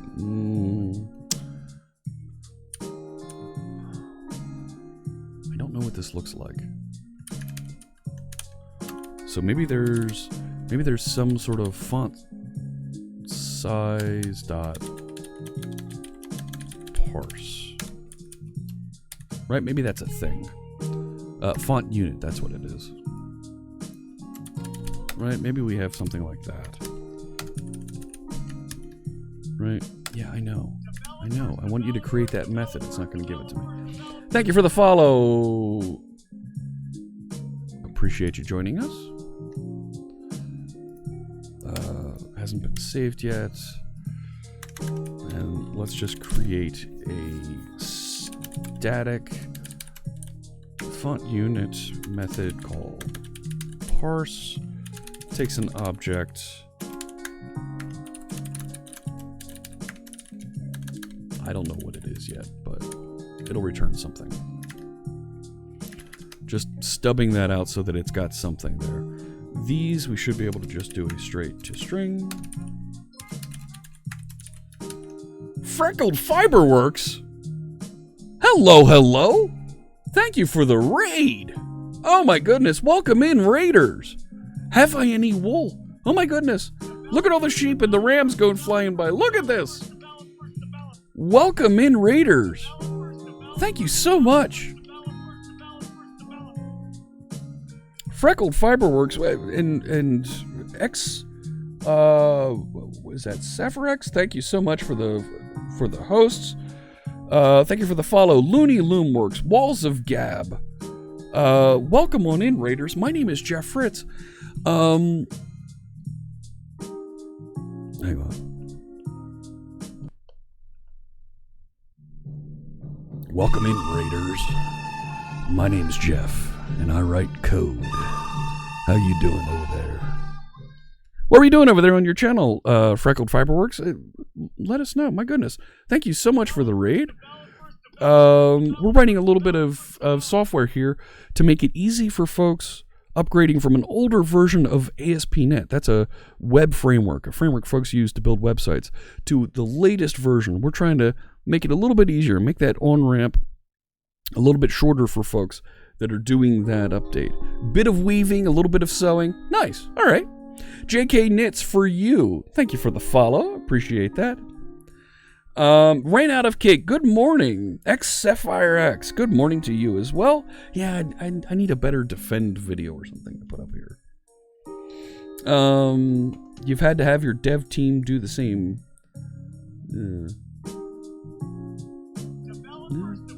Lil Rose Ninja. Welcome. Thank you for the follow. Appreciate you tuning in. And I look forward to seeing you in the chat room. So we're copying through the ability right now to have a font specified as part of a component that we're trying to not migrate, but create what we call a shim, something that looks like it and will render the same output in the new framework. So this shim, and you think of a shim just like you would in construction, right? It's just something you stick in there to make the two sides come together and work properly. And that's all that we're doing here, is making this shim work between the two. So I'm just capturing these font properties, whether the font's bold, italic, the name of the font, if there's multiple fonts you want it to choose from, the size of the font, whether the font should have a strikeout line through it or an underline underneath of it, and copy those values along so that we can process and handle them a little bit further down the line here. So that's, I think we fixed that, didn't we? I think I fixed that. So that's a little bit of what I'm working on right now, and I'm actually nearing the end of what I wanted to work on today. Freckled Fiberworks is glad they're here, going to grab some lunch and be back. Thank you, Raiders, for coming along. Absolutely. Really good to see you. And please don't be intimidated by the code we're writing. I'm always happy to answer questions, and we have a very friendly chat room that's happy to answer and keep things going here. Edgezinho, welcome in, and Earlies, appreciate you joining us. Thank you so much for tuning in, helping us get to my 10,000 follower goal here. Moving in closer and closer. All right, so this is some testing here. Multiple properties were found on component type header style. Uh-oh. I've got too many of these. All right, hang on. Where's the additional attributes? Oh, wait a sec. So I don't need this one. Right, it's additional attributes. I had the same thing here twice. So let me just replace these.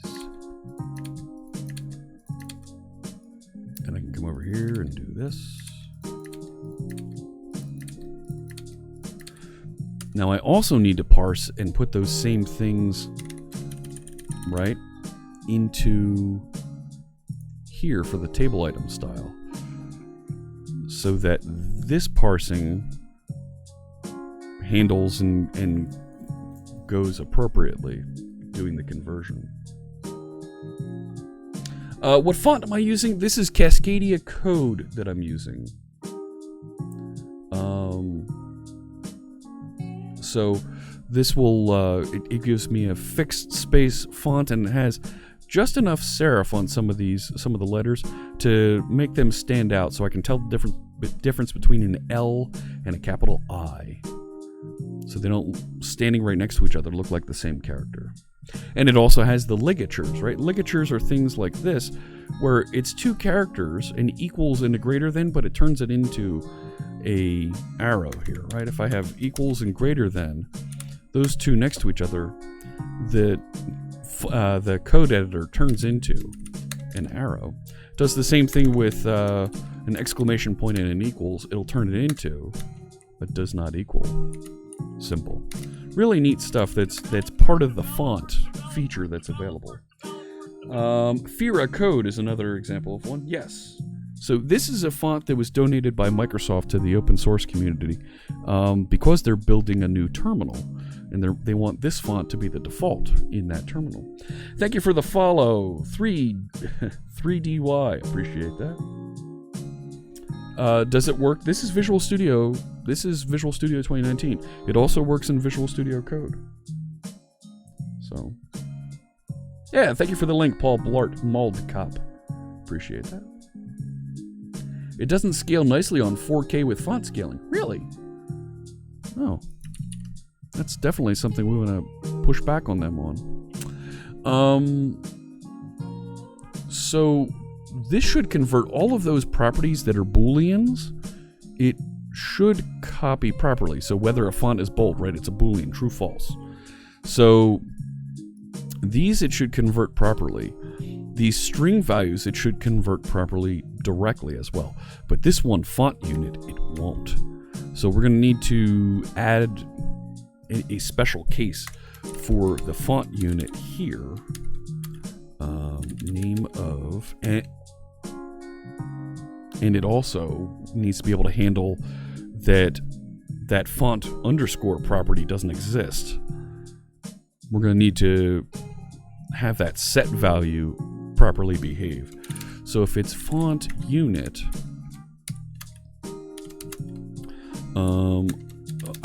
let's do that same font unit parse method that I suggested, and that should be a thing.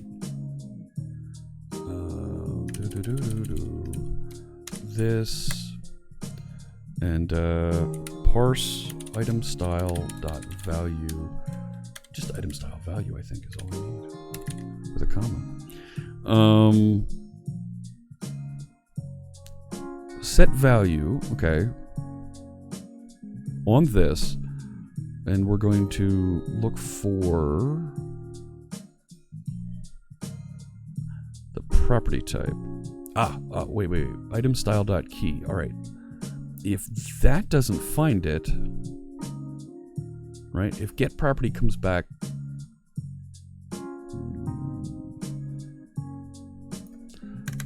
actually, I think we can say formatted key equals item style dot key replace, because we have an underscore and it should be a hyphen, or a hyphen and it should be an underscore. Yeah. Hyphen with underscore. So now this becomes formatted key. And I don't think I use item style dot key anywhere else. No. Okay. Cool. What font size do I find works best with Cascadia code? Oh, well, I think I'm font size for me. Right. That's not it.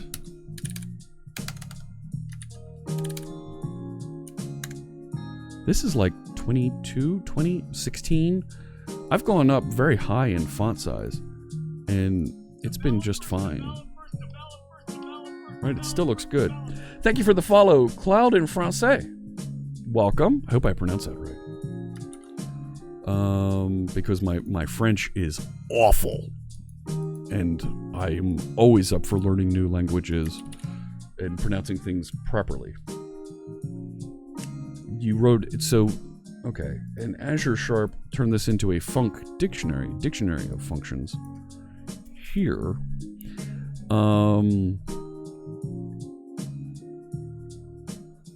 that's so. What's interesting about this? You're not adding too much value here, right?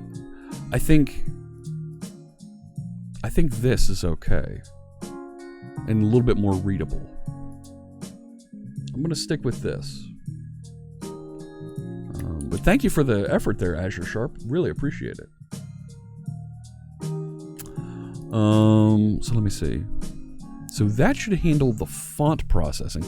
I still need to define what font unit is. And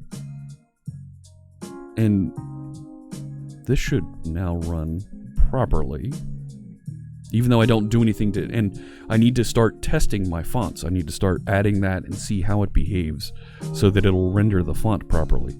No, I did it wrong. No, of course it didn't behave properly. No. Object reference not set to an instance of an object. Really? Well, header style on initialized line 41. Let's go back there. This. It's saying that there are no additional attributes. All right. Right? Is it saying if additional attributes, right? Does not equal null, right? If there actually are additional attributes, then do these things.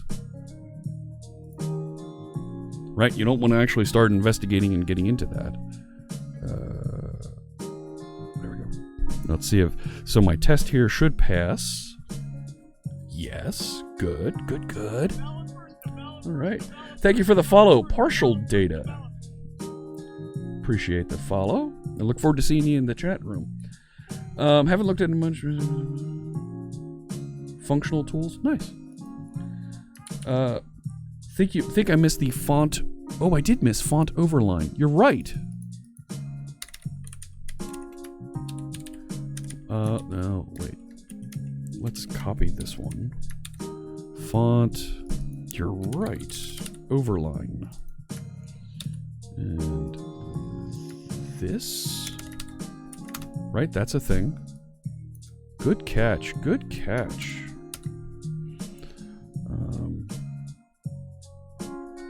Points to you, Edge Zeno. There you go. All right. So they're all there. I need to actually write some tests now to ensure that my fonts are being rendered properly. Oh, okay. You know what? We had a problem with a bot attacking us last time. I am going to turn follower mode to 0 minutes. There we go. So it's just follower only mode. Sorry about that. Izolt, is that right? Thank you for the join. Came in with the raid. Well, thank you, Walls of Gab. Appreciate that. Sorry about that.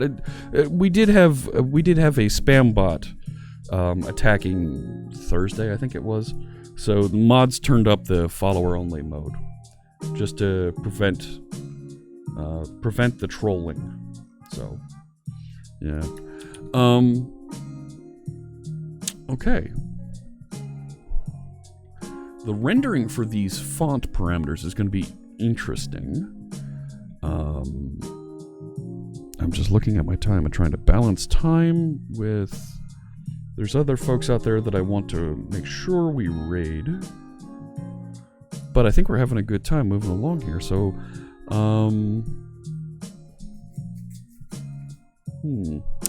Let's start writing a test for the font, and we'll get that initial piece built here. So I feel like this is actually a style thing at this point. It doesn't matter that I'm doing it inside of a data list. This table item style is the class that's rendering, that's defining, here's the formatting that I want to output. So at some point I think I'm going to need to change up how I'm outputting my how I've categorized my tests here so that it's more in line with the various with the table style here.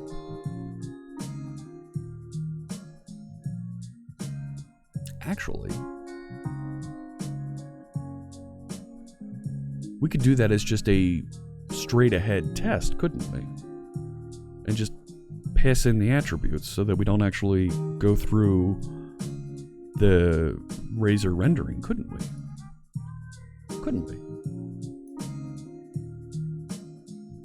right, make sure that we're formatting our styles properly, and just, yeah, we could do it that way, couldn't we?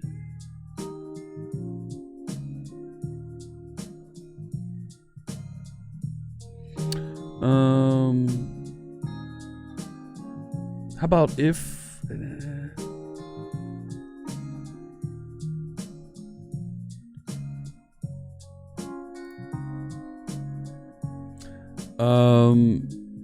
Simon, yes, the bot can bots can take actions to mute folks. There is an API to do that, to mute and ban, as a matter of fact. In fact, the Fritz bot that runs here has the ability to detect if someone posts an image, if it's racy or adult.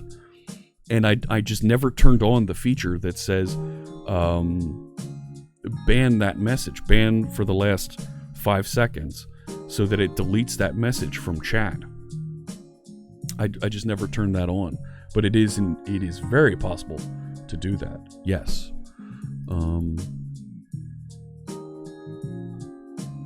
Yeah, I feel like I do want to refactor and pull out these things to test the different styles and move them into their own class. Let me add a header style font. I'll just duplicate this to make sure that it's passing through the font properly. The font properties properly. Easy for me to say. Header style font, right? And here's the header style information. I'm going to delete these attributes, right? And yeah, see, it doesn't know what this is. So I could say font bold, true, font italic, true. Let me just start with that. And when those are set to true, what do they look like in web forms?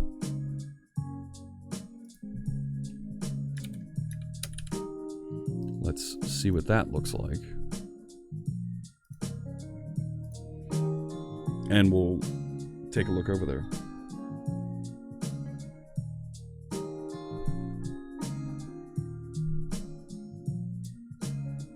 Let's see.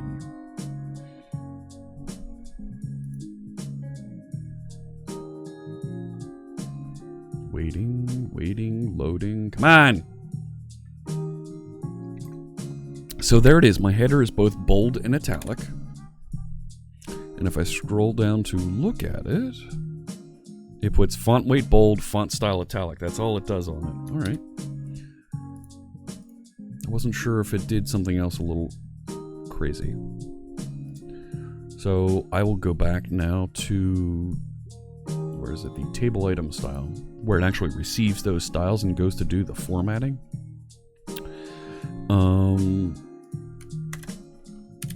So now I can say if font bold, right? SB append, right, font weight bold. And similarly, right, if font italic, those are easy. Thank you for the follow. Tinspin, welcome. Open source C#. Yep, we are using .NET Core and we're using C#. All open source, completely available. The compilers, the definitions, all of their meetings that they have to plan and discuss the features, they're all completely documented and available on GitHub. So, yep, everything is open source and available. And folks are encouraged to give feedback on the direction of C# as it's being developed. Here it is. So I can say, thank you for the follow, Hogan Long. Hogan Long? Okay, welcome. And Sassy Check. Sasi, welcome.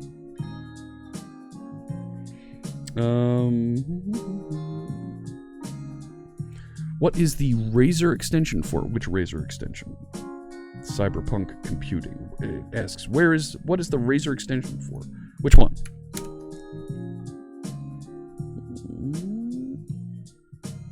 Do I know if I can access the class loader in C#?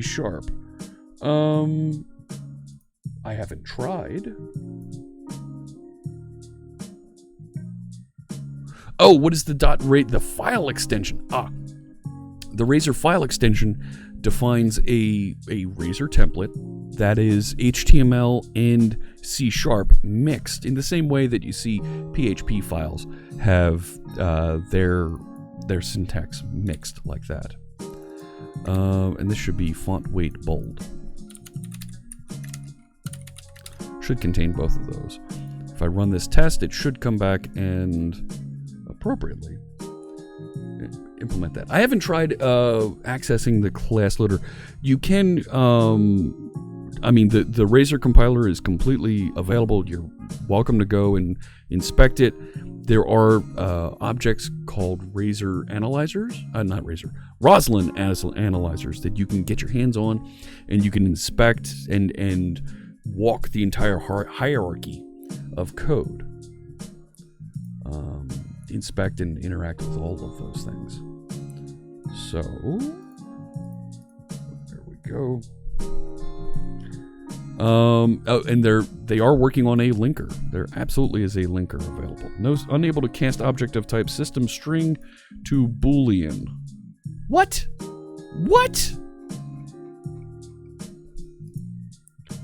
Line 43.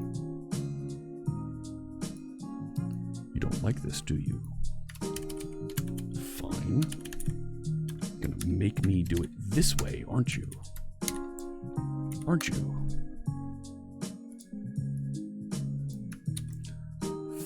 Fine. Let's do this. What don't you like that? Do you see what it's... Do you see what they're doing to me here, chat room? Replace that. This one. This one. That one. And we need to put that on the end of these. Yes, I know. There, and there. Try that again.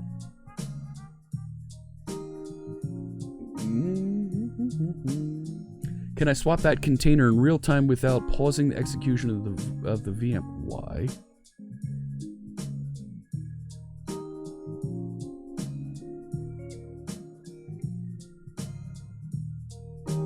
Why would you want to...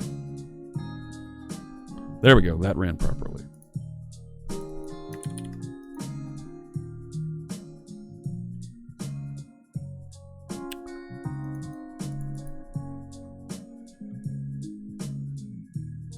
How can a native language have a garbage collector? C++ has a garbage collector now.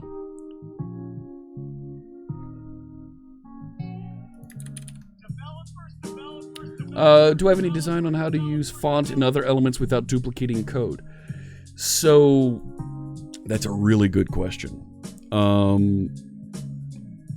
Because we need this same header style. We have a footer style, right? There are other style components that are going to do something very similar here, and I'm going to end up pushing this uninitialized into a class file and making this a little bit more abstract, so we have a header style and a footer style that inherit from the same thing. It's coming, so yes. Raw Code 6, thank you so much for the follow. Appreciate you joining us. Yep, C# is not native. It compiles and runs, and the .NET code runs natively on these other environments. C# though will, right, there is a secondary steps that will run through, right, Unity you see do this, and Xamarin you see do this, where they will further link and give you native DLLs coming out the other side.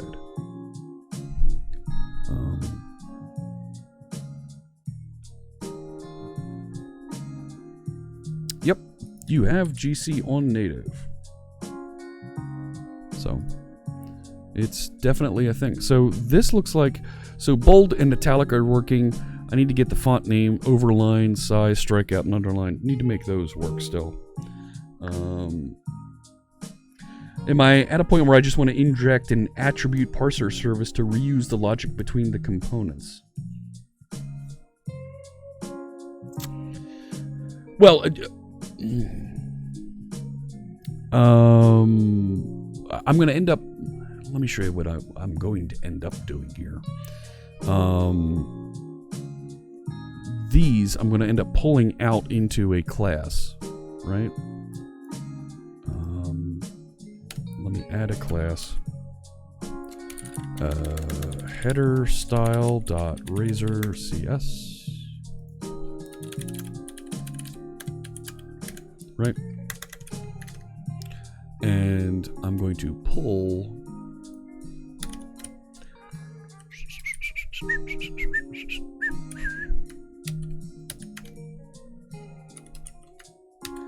here.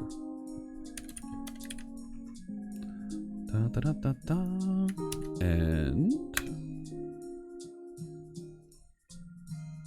get that using statement. Right? So now I have literally nothing inside of the actual rendering of this. And everything's over here, right? All my tests should still run.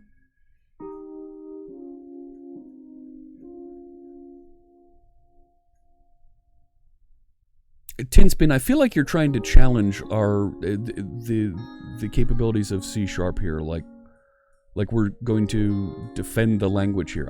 I'm not sure what you're trying to accomplish here. We're not discussing the benefits of a language. That's not the purpose of this stream. But the things that you are requesting, you're more than welcome to look at the content and the features of the language out at .net/learn. You're asking questions quite quickly and aggressively as the other folks in the chat room are responding to you.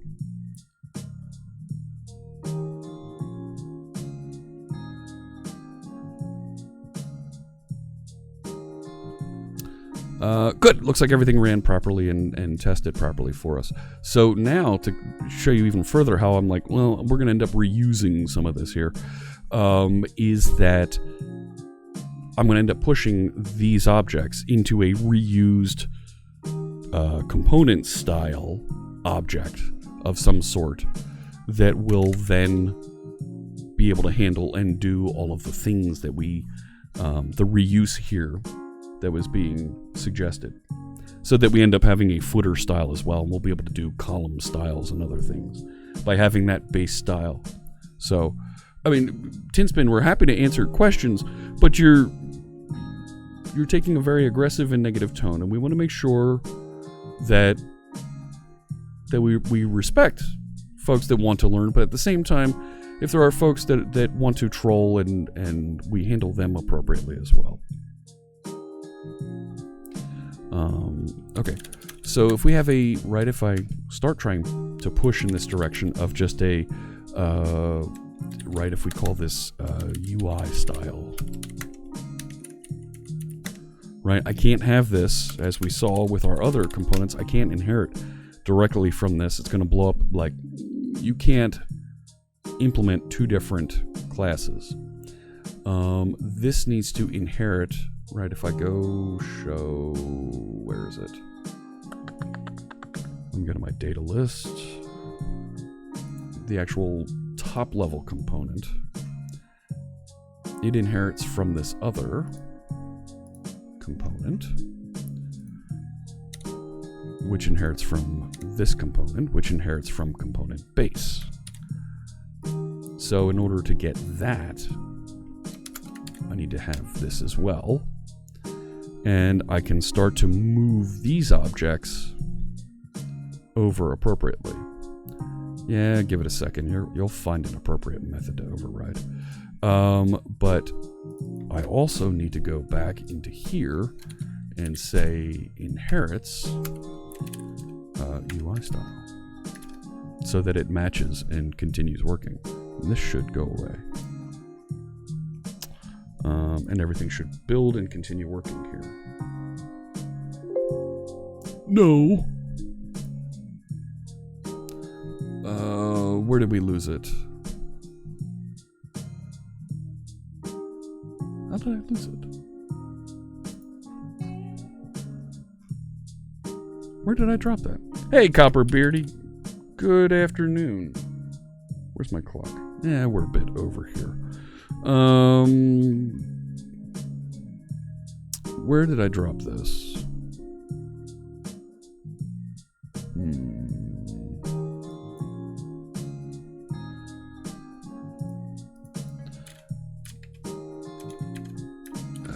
Where did I drop it? Where did I drop it? I made a change and somehow I broke it. Down in here, there's this component.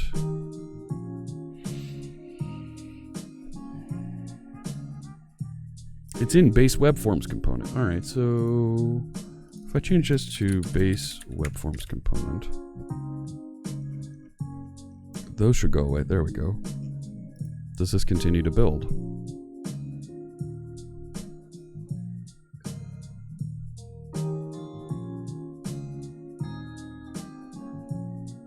But base web forms component also includes enabled, visible, data bind, some of these other things that I don't actually want.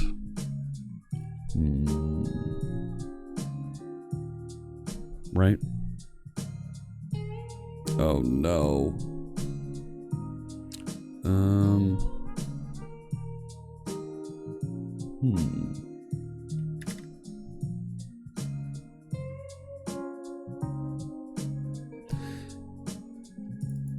Okay, so if I do that, right? Because all that I really want is this thing. But how was that in there before?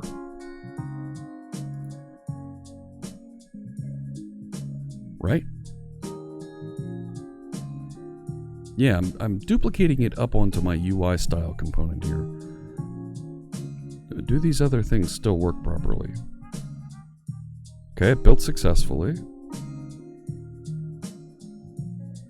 Yeah, okay, everything works. Alright. Wasn't what I expected. So all of these properties that I'm going to end up reusing and the onInitialized, I'm going to end up moving over to that other class. For these, I want inheritance.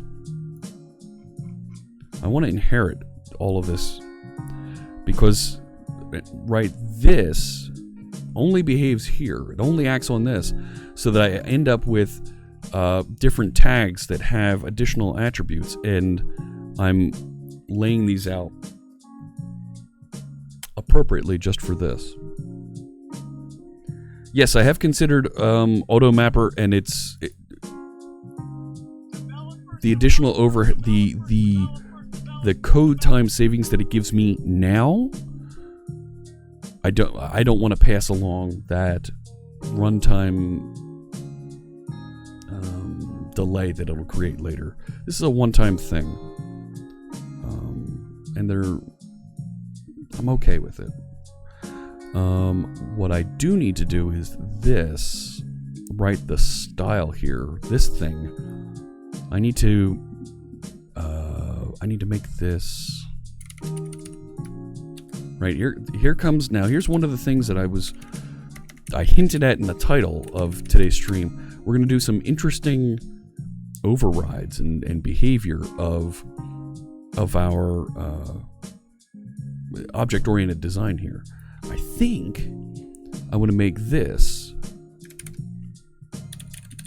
private and just call this the style and get rid of,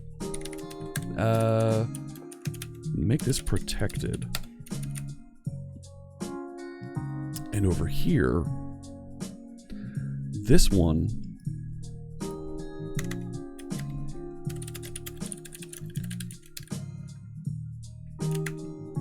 just reroute to it so that this cascading parameter pushes into that same object.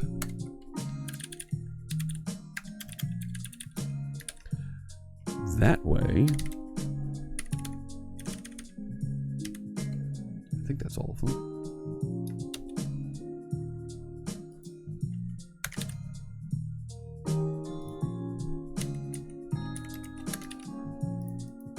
Done.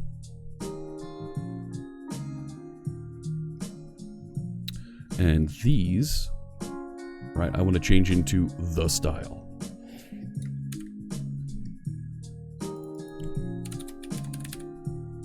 And let's do this in, in the current block.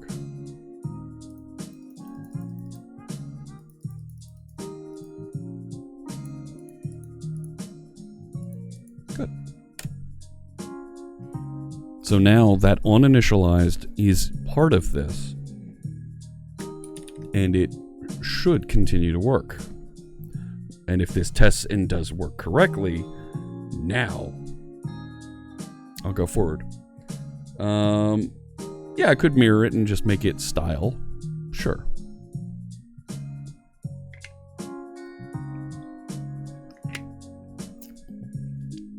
Yep, that works.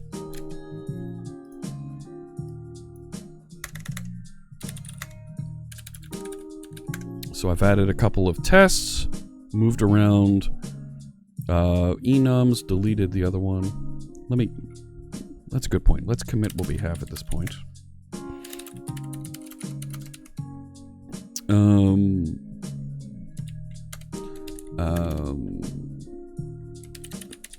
Simplified data conversion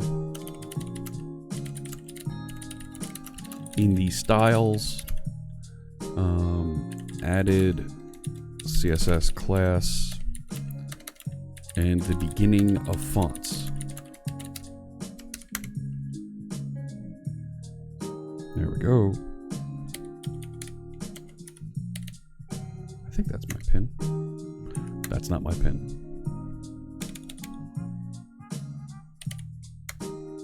That's my pin. And I'll push that out so that it's available. Multiple contradicting statements. Do I know if non-blocking I/O on Linux uses epoll? No clue. I'm not the language designer. Or it's actually, that's a .NET Core question. When .NET Core compiles and runs on Linux. Don't know. Pure Savage, welcome. Which control is next on the list? Good question. If folks want to contribute, I would encourage you to create a feature branch with the name of the control you want to work on. I think I would look at either Data Pager or Grid View is the beast in here, but maybe Form View. Thank you for the follow, Brezel 2020, and I'm not sure how to pronounce that next one. Welcome. You're back with food and an attentive ear, says Freckled Fiber Works. Whew, easy for me to say. I think Data Pager might be a good one to get into next. It's a little bit easier, but Details or Form View is in that same boat as well. The Grid is the last one, but I'm certainly working in that top block. So, right, table item style, this handles these things appropriately. And I feel like this could even start to be moved. Right, I've got this same set of properties duplicated twice here. I feel like I've got it too complex. Because my DataList object doesn't do anything with this.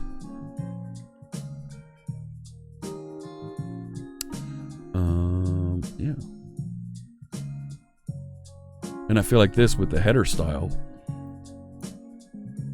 should even be handled inside the header style component. Right? That could definitely be a thing to move over there.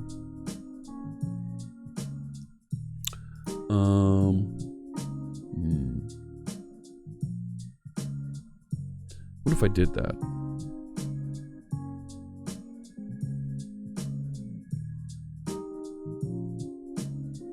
I could replace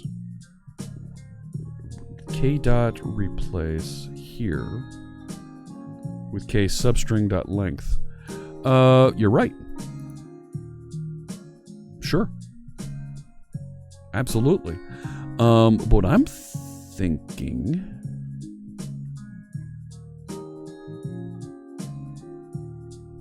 What I'm thinking is, let's go back over to header style.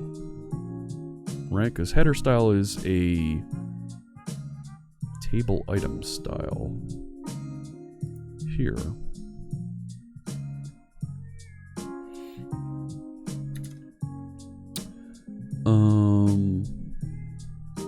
I could have it just from unknown attributes and have it do its own thing here. Right? Because I'm going to... Right, public static... It's not... Is it a static? No, I have... public void from unknown attributes.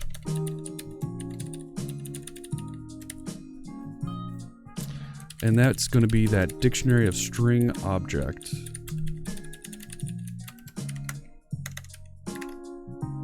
Right?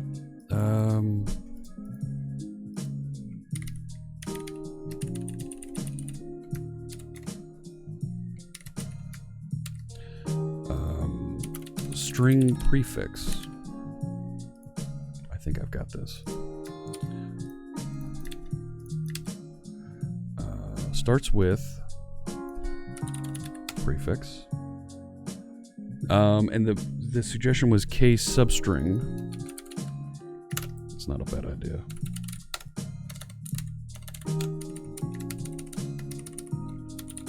Prefix dot length.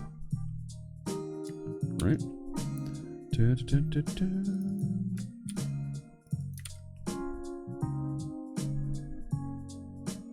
Does not contain... Oh.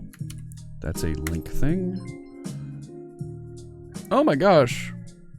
Latte and Mia raiding. Thank you so much for the raid. Welcome in. Header style does not contain... No. I want to say this dot from attributes. Yeah, there we go. And let's rename this to the styles. How's it going there, Raiders? Thank you so much for tuning in. My name is Jeff Fritz, and we're writing a little C#, little bit of Blazor here, so that we can make some components that make ASP.NET Web Form developers their transition to Blazor a little bit easier. When you're such a good streamer, you raid twice. Look at that. How'd you do that? That's just amazing. It's illegal in 9 countries. Well, it's not illegal here. Thank you so much. Latte and Mia are members of the live coders team. Just like there's a bunch of other live coders here as well. Thank you so much for tuning in. What were you working on today over there on your stream? Raw Code asks, have I ever tried the JetBrains IDE for C#? I have. They're doing a nice job with it. I actually work on the Visual Studio team, so I use Visual Studio here on stream. So, all right, so I have this. Here we go. And that actually should be a little bit cleaner way to do this, because I'm going to start opening this up, right? I'm going to, now I can say header style from unknown attributes, right? Additional attributes, and the prefix is that.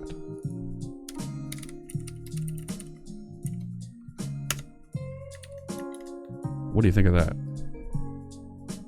I can take this private as well. I think that'll work. I think that's a pretty good refactoring there. What do you think, chat room? Right? Making that attribute management, the inspection and removal and handling of those attributes, put them in the class that's actually managing and going to process them. I think that's pretty good. All right, build succeeded. Good. Everything tested properly. Yeah, that's much better, because now when I go to do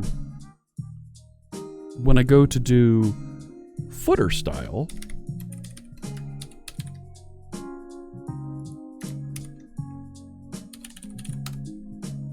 right? Look at that.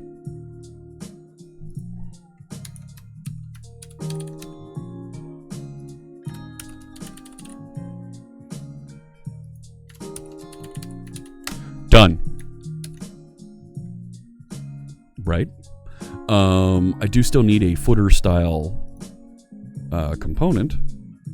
Fine. I'll add a footer style component.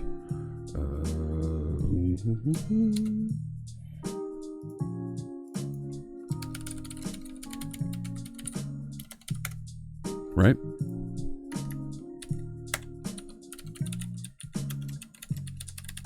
Like that. And yep, footer style.razor.cs, and I'm going to implement the exact same way I did header style.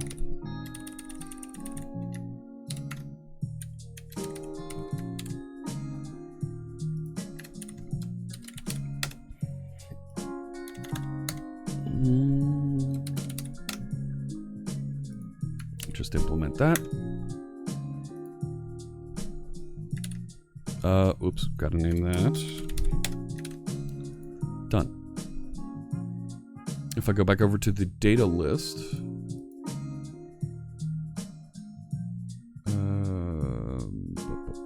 here. So I just need to figure out exactly where to output the footer style, and we got it.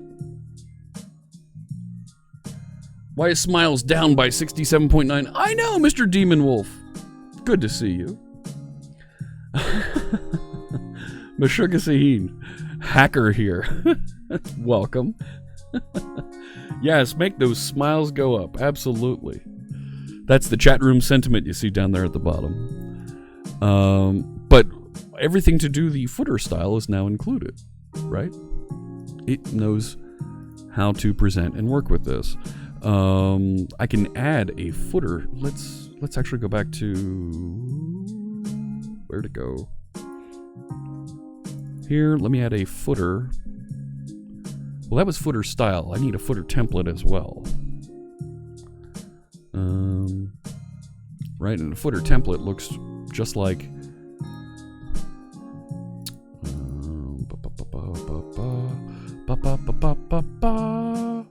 header style. Footer template is just another render fragment. Hey. Right. Like that. But how does the footer template actually get rendered over here? Footer template, end of list. End of line. Just like Tron, right? You've seen Tron. So if we do that and we debug and see what this looks like.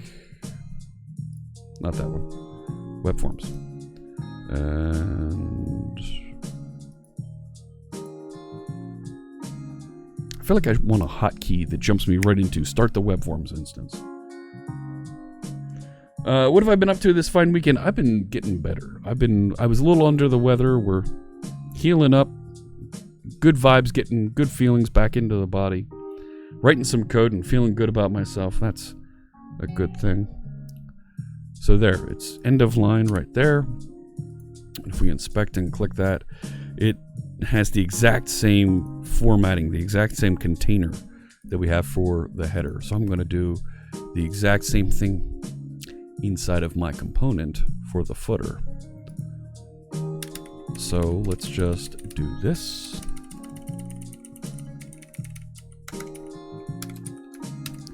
And we'll make this, instead of if header template, if footer template. And maybe there's a footer style. There's a footer style CSS class. And that shouldn't have broken any of my tests. Right?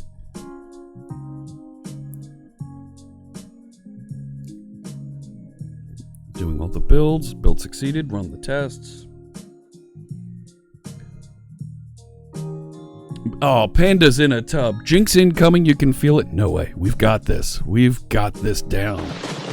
Yeah! Look at that. Successful. Oh my. I know. So I'm going to do the exact same thing with the flow layout. Just go right to the bottom here. Thank you for the follow. Oh, I'm sorry. I'm not going to pronounce your name because you don't like people. So sorry to hear that. Hope you have a better day.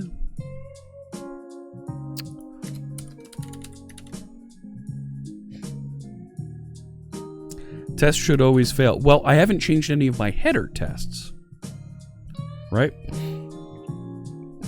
And I haven't added tests for the footer yet. Let me go up here into the actual component markup here. So here is with header template, simple data list, and let me do a footer template, end of line. So now if I run that, I should get my footer output appropriately at the bottom of the list. Copper Beardy, Mary Jo Stabler, hey, good afternoon. Yeah, it's not racist. This is true. That name is not racist. Mary Jo Stabler is another member of the Live Coders team. Make sure you check out her stream, and you check out Mr. Demon Wolf's another member of the team. Yeah, a handful of team members here. Good to see you. Data list, end of line. There it is. Good. I don't like that it outputs style even though there isn't any style to it. I feel like that should have been null. Let's see if we can fix that. Right? If there is no style defined, if there is nothing defined, we shouldn't output a style element. I think that's an issue. So let me add one here. Let's add another test. And we'll call this empty style test. Sure.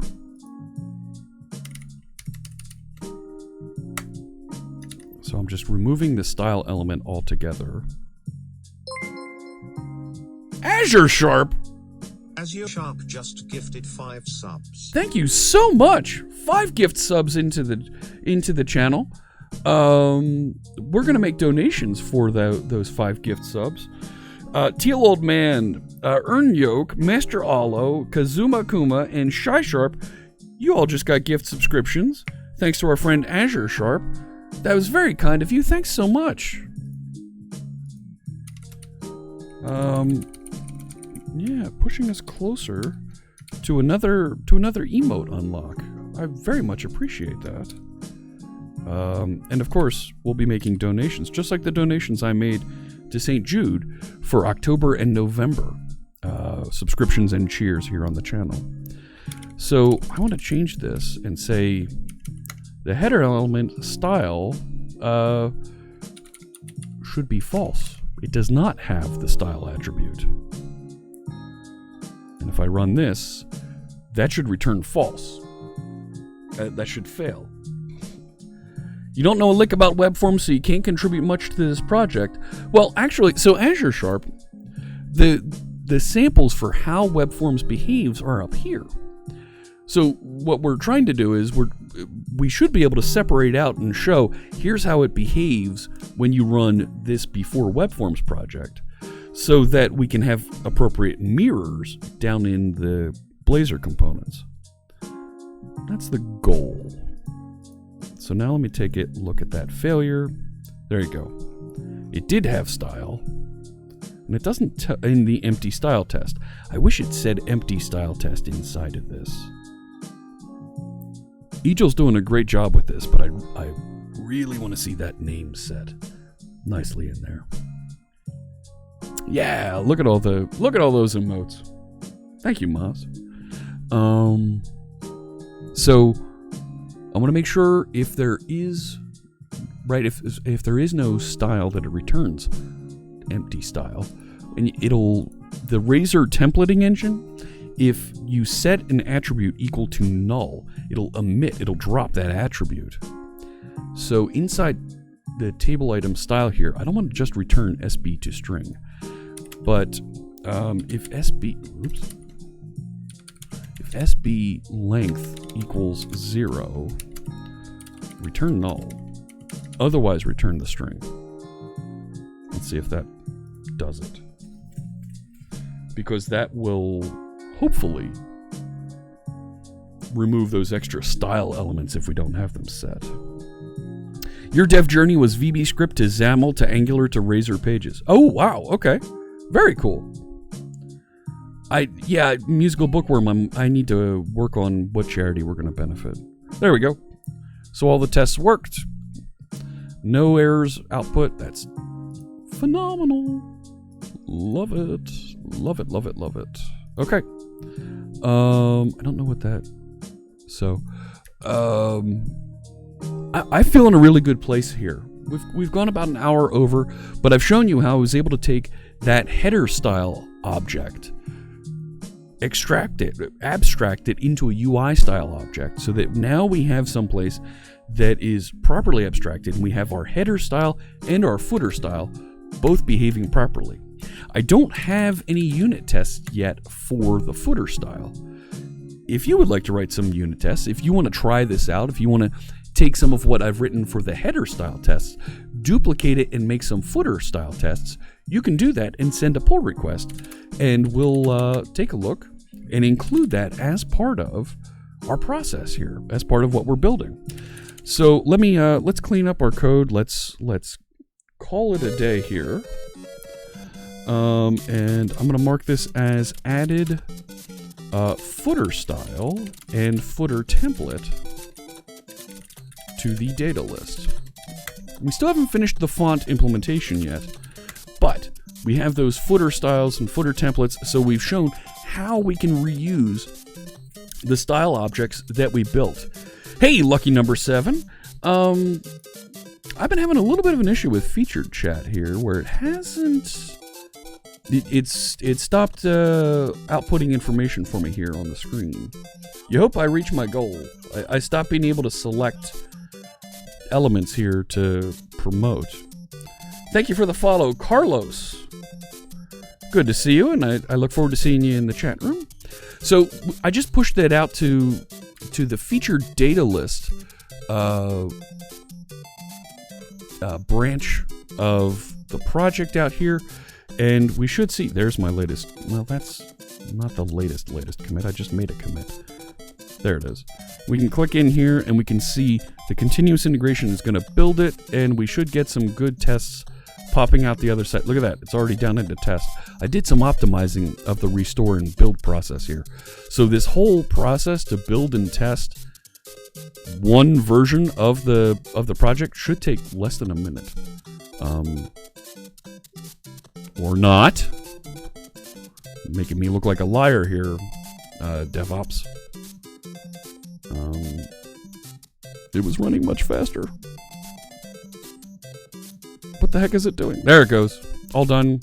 Checked in. It only took 30 seconds there on the test.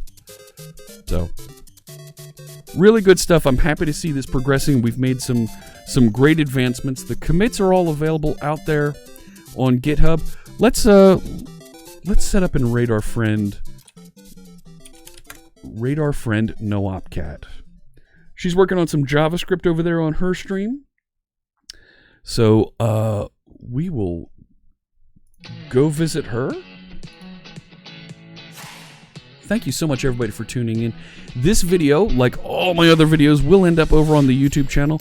I've been editing and processing videos and getting them sent over there over the past few days. I'm going to light up 3 or 4 videos a day so that we get these all turned on over there in the next week or two. All right? Thanks so much, everybody, for tuning in. And I look forward to seeing you on Tuesday when I'll be back. We might be working a little bit more on this, but I'll be wrenching on this over the next few days to try and get ready for .NET Conf Tuesday after next. We'll see you then.